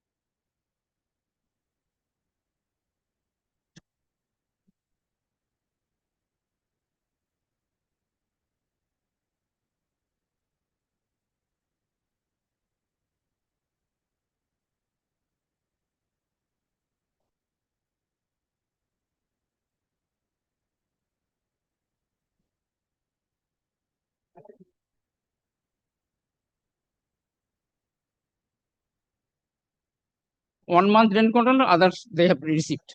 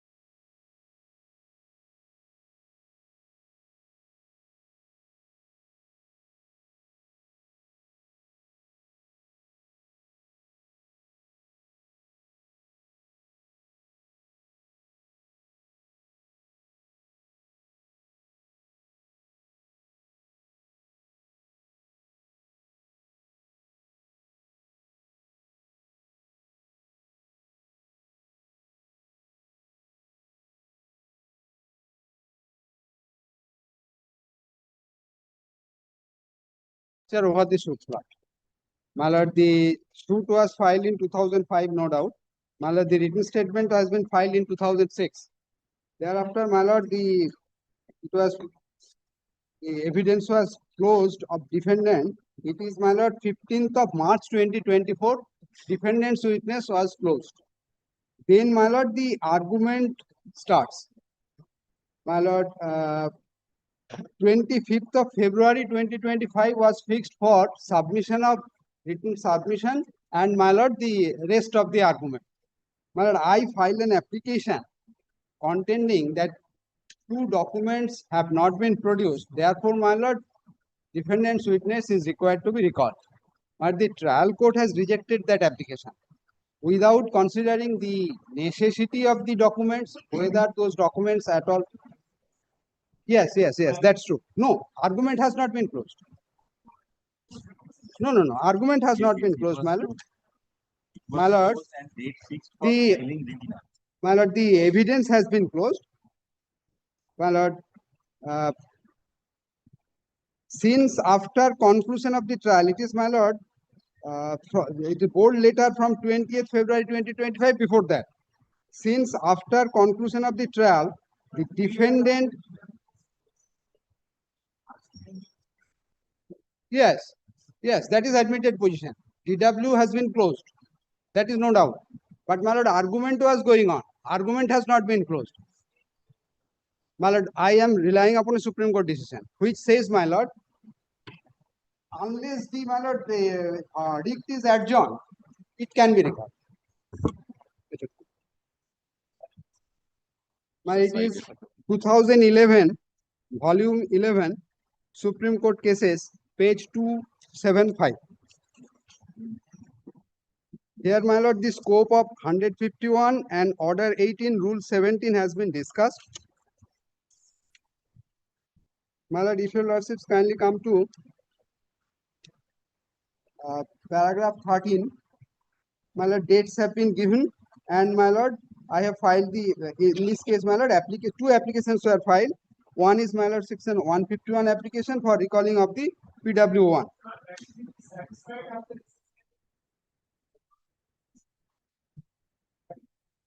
Yes, and not only that, my lord, the Supreme Court has said, my lord, the court should inquire whether those documents are necessary, and, my lord, whether the sufficient explanation has been given.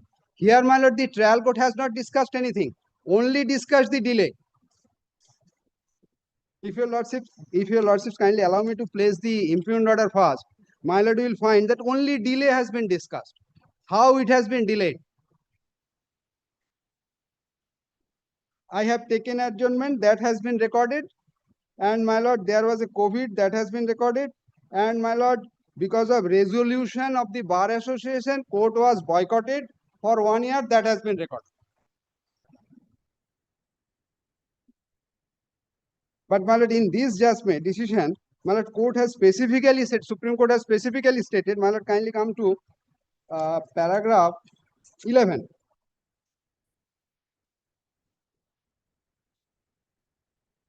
Paragraph 11 of the decision. There is no specific provision in the code enabling the parties to reopen the evidence for the purpose of further examination in chief or cross-examination. Section 151 of the code provides that nothing in the code shall be deemed to limit or otherwise affect the inherent power of the court to make such orders as may be necessary for the ends of justice or to prevent abuse of the process of the court. In the absence of any provision providing for reopening the evidence or recall any witness or for further examination or cross-examination for the purposes other than securing clarification required by the court, the inherent power under section 151 of the code, subject to its limitation, can be invoked in appropriate cases to reopen the evidence and or recall the witness for further examination. This inherent power of the court is not affected by the express power conferred upon the court under Order 18, Rule 17 of the court to recall any witness to enable the court to put such question to elicit the clarification. My lord, when the section 151,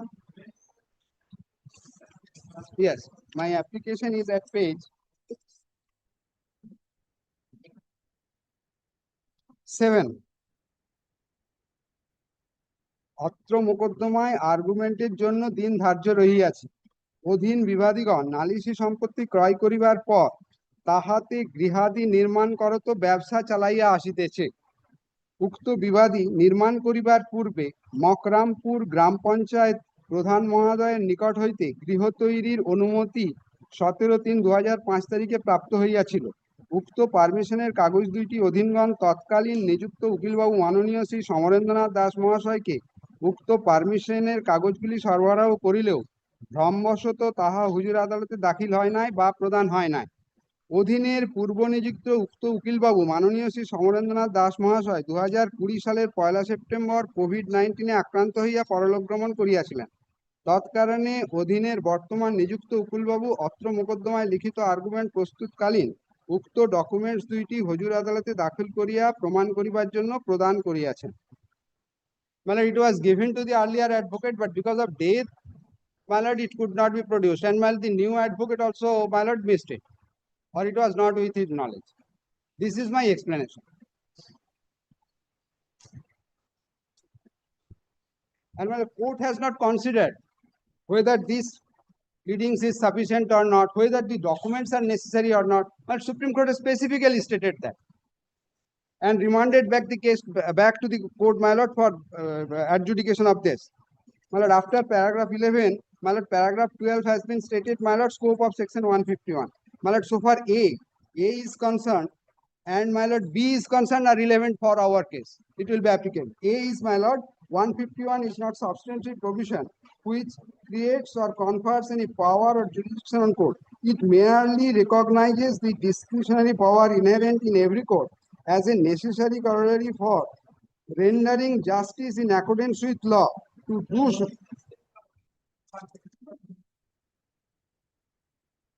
written notes has not been filed. My lord, argument has not been completed. Argument is, it was date is fixed for argument. My lord, so far as plaintiff is concerned, it was. And my lord, in the so written far as statement. defendant is concerned, the date was fixed for last chance for filing written notes on argument as well as rest portion of argument. The first line in the impugned order it says. Kindly see. Today is fixed for argument as last chance by the defendants after filing written notes on argument. Therefore, argument is pending. Last chance. Therefore, Yes, argument is that pending. is the main reason the application of my learned. And my lord, in the written statement. And even my lord. My lord, court has discussed, Supreme Court has discussed. My lord, kindly come to. Consider another. No, actually, my lord, kindly come to paragraphs specific. This statement, this issue has been, my lord, discussed.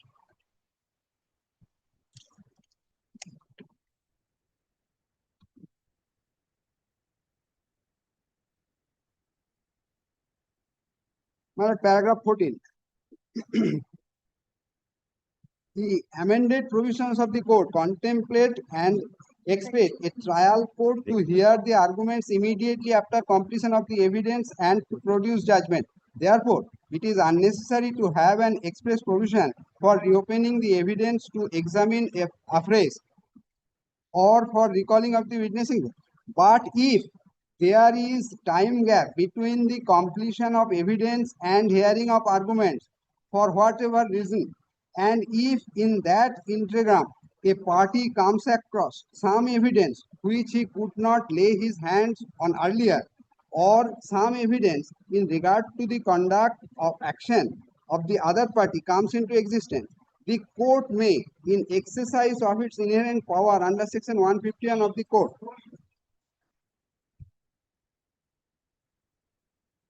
my lord, specifically, the next paragraph, my lord, specifically stated, even unless it is, my lord, reserved for delivery for judgment, my lord, court has to recall that.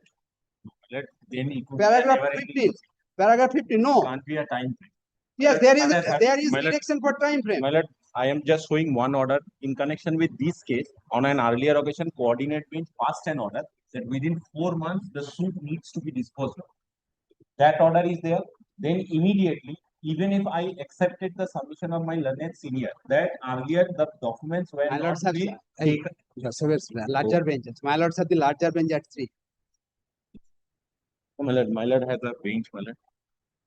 My lord, my point is that it can't be after 4 years, my lord, the petitioner gained knowledge that he is equipped with 2 documents. What is 2 documents? One is the permission from the Panchayat authority to construct a building. My lord, at the same time, I will point out to your lordship, my suit is suit for declaration and recovery of possession. We are not proceeding with the suit that whether construction is authorized or unauthorized. No, he has paid for If I- demolition. Exactly. If I prove the encroachment, then demolition part will come. And even if I accepted the point that he has a plan, if I prove the encroachment, can that the order will restrain me from getting an order from the civil court that the demolition would not take place? So what is the point to give all those documents to the suit court? Because my suit is that declaration, because I am the plaintiff at the court. Tomorrow. Like tomorrow or in the month of May.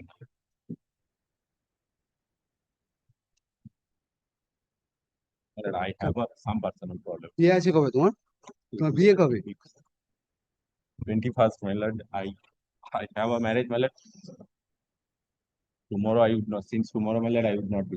My lord, if your lordship please on Monday, my lord, on next day কবে আছে? Next day কবে আছে? So এখানে, my lord, next day fixed on 6/7/2026. Then